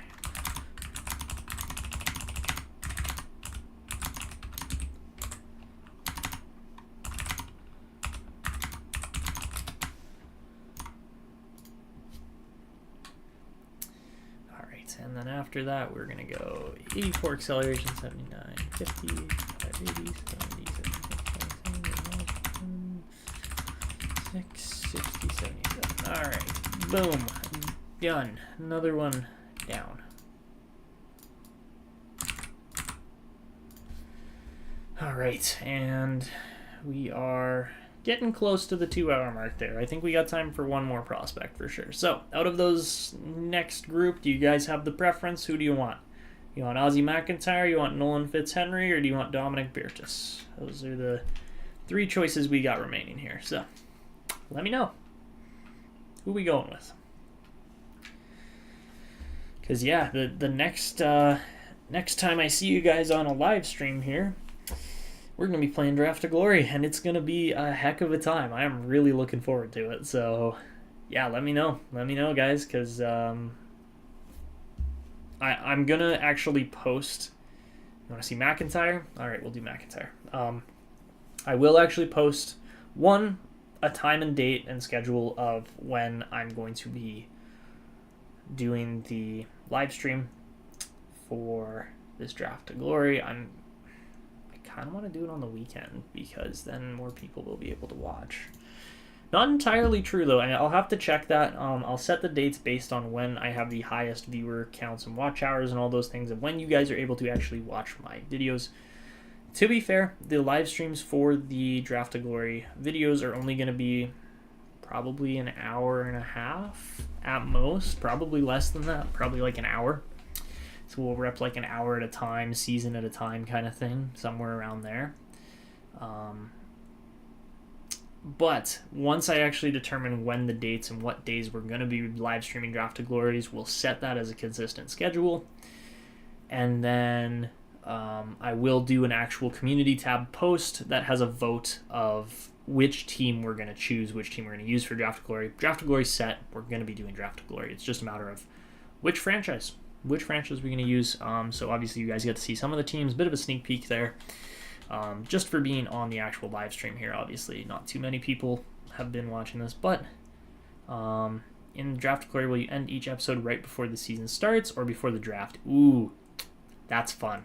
That's a great question, Peaceful. I don't know. What do you think we should do? I mean, every Draft to Glory series I've done so far, I usually end it right at the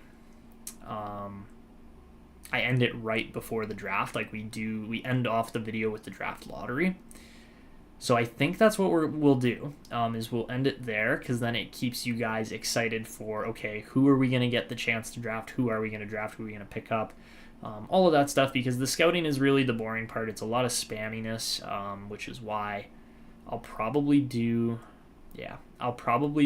a edited version as well. Like, I will record the live stream and I will edit the live stream, so we'll do a clean cut version for anybody who misses the live streams, and then we'll do the raw unedited version live on, like, I really enjoy having an audience. It actually makes it even more exciting for what I am able to do with these saves. Okay, so we're going to finish this off. We're going to hit Ozzy McIntyre as the final player to add here, but suspension will have everybody hooked. We'll be like, how screwed are we going to be? Yes, we fell 3 draft positions. Like, essentially that's what's going to happen more often than not, because you very rarely actually just win the number 1 pick in this game. So, anyways, on to Ozzy McIntyre. Anyways, Tyre.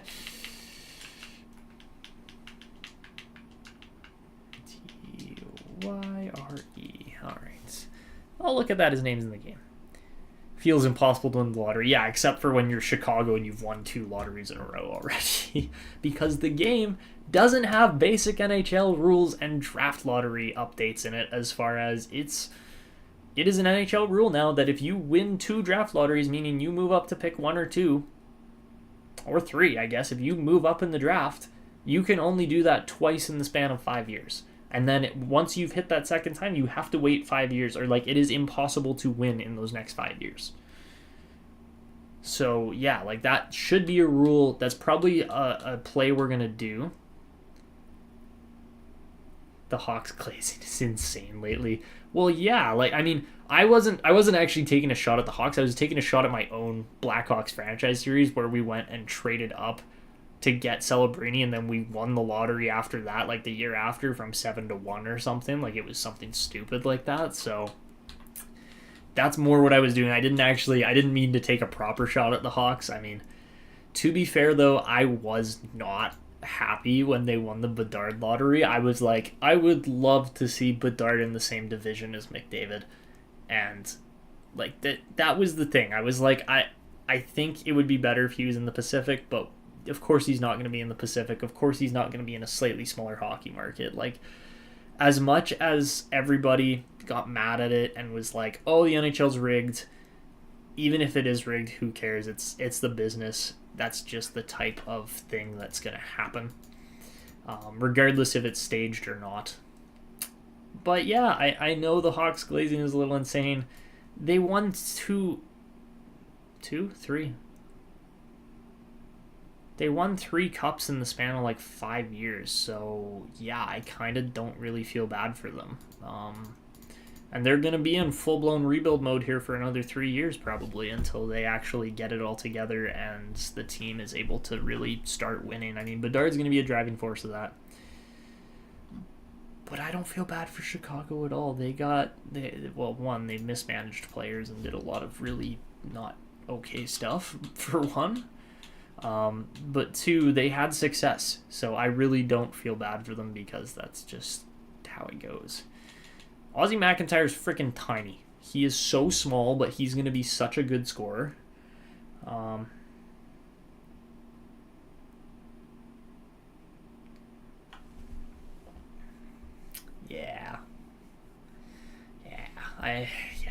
I know, Peaceful. Like, I vividly remember I was sitting in the Costco parking lot on a rainy day whenever the lottery was last year, and I like pulled it up on my data, used some of my data to watch like a TV clip on my phone when the lottery was happening, and I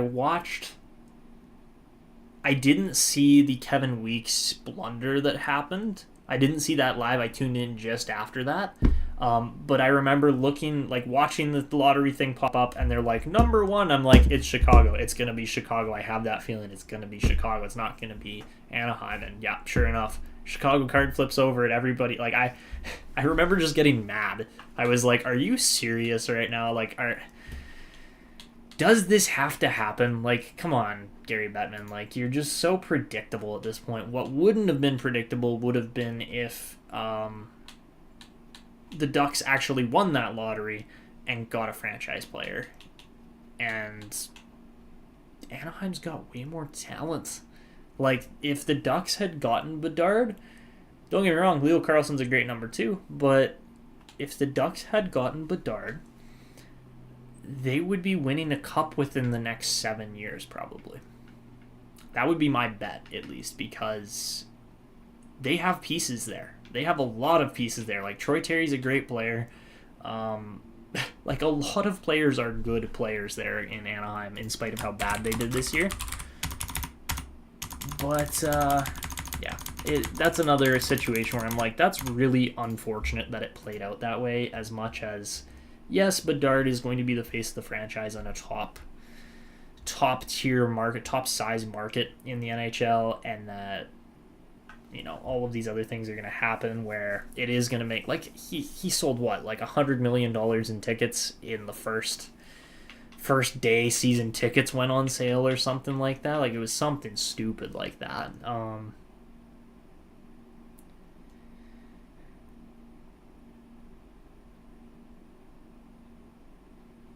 Ducks would be in the Stanley Cup final this year with Bedard? Maybe. I mean, there's still a good chance Bedard would have had an injury at some point, but it would make them at least a pretender, as far as they'd be on that kind of fringe of trying to make the playoffs, like, just immediately, rather than sucking so much.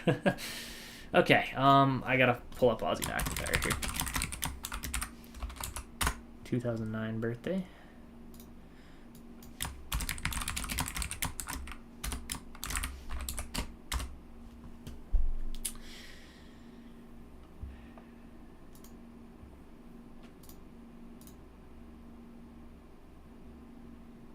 At least there's actually pictures of him. Like, that's not so bad.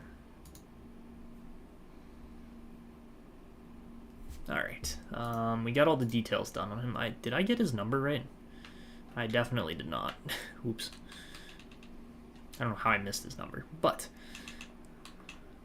probably because I just scrolled down and made him super tiny immediately. Yep, I just missed all the front details because I was talking. My apologies. He is a center. I think he's a sniper, honestly. His shot is really good. That's what I've got him listed as.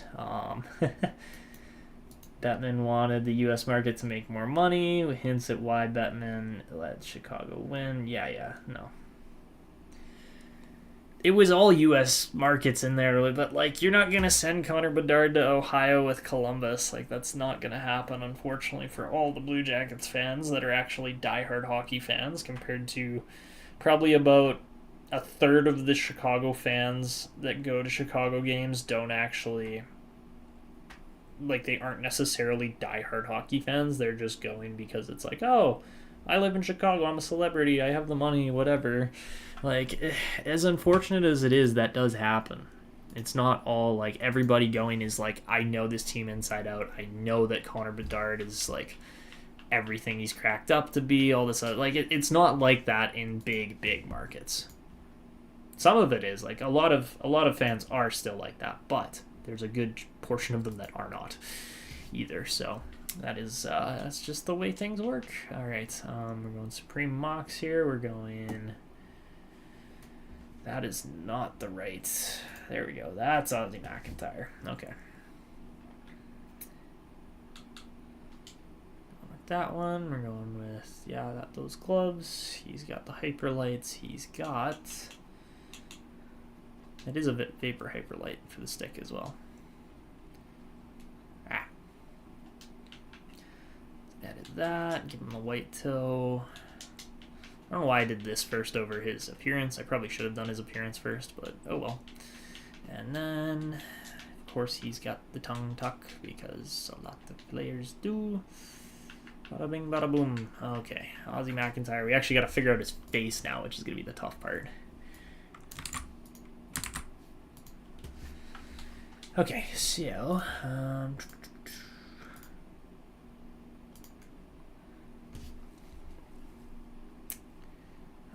his eyebrow style, we're going to give him the pretty Not quite those ones. I'll give him number 6 for the eyebrows. He's got black hair because he's, yeah, okay. All right, as far as the hairstyle goes, he's kind of got like a semi-afro going on here. Yeah, we'll go with that one. Send it, why not? All right, and then for the face, he is kind of like a light skin looking dude, so. That one's not horrible. It's not accurate, but it's not that bad.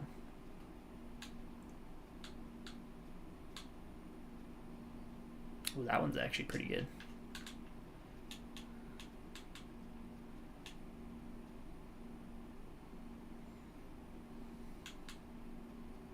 Yeah, no, we're sticking with 172. All right, there we go. Ozzy McIntyre build done, nice and easy. Eyebrows were number. I always miss these numbers, and I have to go back and look at them because I just don't get them right. I did get 6 right, though, funny enough. All right, on to, he's got hairstyle number 5. We're going to go patchy and 0 and 4 again, as a lot of players have gotten here. So, because when they're young, you just give them a patchy beard because it's the easiest thing to do. And then make it work for the playoffs so that there is actually playoff beards, which is nice. McIntyre is tiny, though. Like, I do have to say, he is quite a small player currently. In the Supreme Locks, giving him the Hyperlight 2s, White No-Till, and then, yeah, he's not very generic, but a lot easier to make than most players. And then we have got him at a 65 overall as well. It's just he's medium elite rather than high top 4. So we're definitely going to crank his shot over everything. That hair is amazing in my opinion. Yes, it is. Hey Scott, welcome to the stream. We're actually just about done, unfortunately. We've been going for pretty much 2 full hours now. But we got a whole bunch of prospects done here. I'll go through and show you in just a minute. Also, we do need the chat's help here on where is Ozzy McIntyre playing, because St. Albert, he's playing on the St. Albert Sabres AAA U15 team. He's from St. Albert, Canada, so there's St. Albert, Alberta in Canada, but we actually just have to figure out where exactly we are going to place him as far as the WHL goes. So he's going to be a sniper, so he's going to be pretty good skating. Not really crazy on the body checking because he's small. Give him good endurance, pretty good puck control, pretty good passing. But give his shoot bias, he definitely shoots the puck more. 55 goals, 49 assists. Like, he's one of those players that was in 34 games at the U15 AAA level too. 34 games, 104 points. So yeah, we're giving his shot a little bit more of a boost. Give him like 84, 82 along here, which I think is fair because he just rips the puck.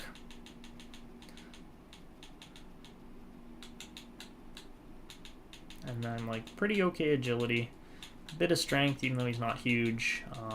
Let's give him like 82 acceleration because he is a sniper still. Like, he's got to be able to skate into the play.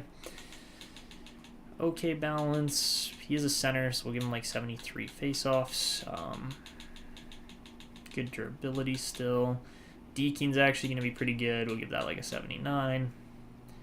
Nothing crazy on aggressiveness. Poise will be pretty good. Hand-eye will be pretty good. Not going to be much of a shot blocker. Honestly, his defensive game just isn't going to be super great. And I think that's fair at that size. He's very much an offensive performer and player. Minimal fighting skills, but pretty good discipline. And then bump that offensive awareness up just enough. Yeah, okay. You know what? That looks good. I'm happy with how that build has turned out.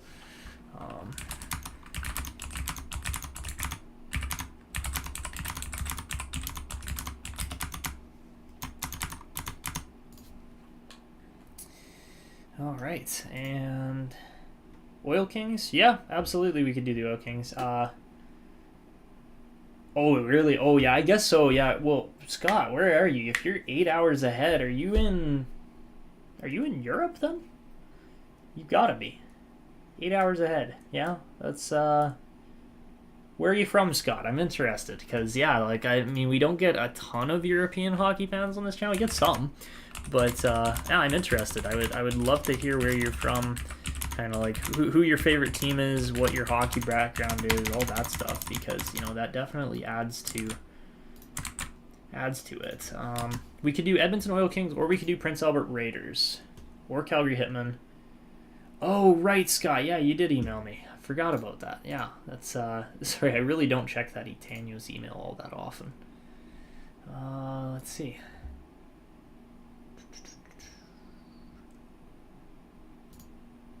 British, right? Yeah, okay.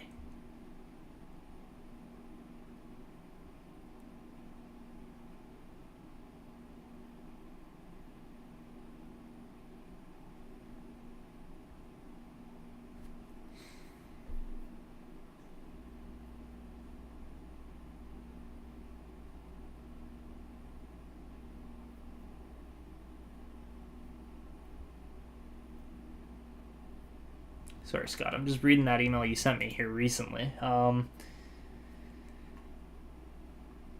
right, so we're gonna just finish up this live stream here quickly. You're in England, right? Yes, I just saw that email, Scott. Sorry, I really don't check that. I really don't check my Etanyos gaming email too often. So I'm glad you're reaching out because it just it adds to that community building kind of ability, which is it's the whole point of why I have the YouTube channel. So, but yeah, as far as actual like hockey itself goes, it's such a great game. It's so different from everything else simply based on the fact that, well, one, it's a self-policing game. Players can protect themselves and also cause harm to others, which is not really not a very common theme across a lot of sports. Usually sports is all about, I'm thinking Prince Albert, even though, St. Albert, Prince Albert. St. Albert's in Edmonton, so I guess we'll go, yeah, you know what, let's do Ozzy McIntyre and Joe Ginla together and see how that works. But, yeah, I think Oil Kings is good. And then, of course, we got to bump his age back down. But, yeah, hockey is such a great game. If you can really get into it, I know it's difficult if it's not on TV and stuff there over in England, but, I mean, yeah, it's such a fabulous game. I highly recommend trying to get into it because although it's expensive, it's just so fun. All right. Oh yeah, absolutely. We're gonna do Ozzy McIntyre on the Oil Kings. I mean, St. Albert is just north of Edmonton by a little bit, so yeah, that's why we went with the Oil Kings. But yeah, it's gonna be cool to see how McIntyre plays alongside Joe Ginla. So yeah, all right. So yeah, we're gonna be wrapping up this live stream here now, guys. I mean, if you enjoyed, absolutely leave a like below. I'm interested if you guys are actually seeing ads and stuff on this. I'm not sure if you have or not, because of course that's how I actually make money off of these live streams, and I don't know if I honestly have been making a lot of money. But yeah, have a great night, Peaceful. Thank you for sticking around for pretty much the whole thing. Everybody else that is in here still, you have gotten ads, okay. I just wanted to make sure that, because I have on delayed, like they're fully automated, I don't really control them at all, so I just wanted to see if that was going through or not. I know not a lot of people, some people have YouTube Premium, I myself have YouTube Premium, so I don't know if it always works or not for ads coming through. But yeah, thank you guys all for watching and supporting. The next time I will see you guys on a live stream, we will be doing episode 1 of the Draft to Glory series. Not sure what team it's going to be yet, but we will figure it out because I am going to be putting a lot of different posts in my community tab over the next couple days, so make sure you are checking in on that on a daily basis, on a semi-daily basis, something along those lines, because that's where you're going to be able to keep up with what's going on. Hopefully the Oil will eliminate LA tonight. I'm going to be watching it live, absolutely. I am super excited to see how that game goes. I think LA is going to make a strong push, though, for sure, but we'll see. We'll see. But yeah, thank you guys all for watching the stream. I hope you have a great afternoon, evening, night, morning, wherever you are. And yeah, that is it for this one. I will see you guys all in the next one.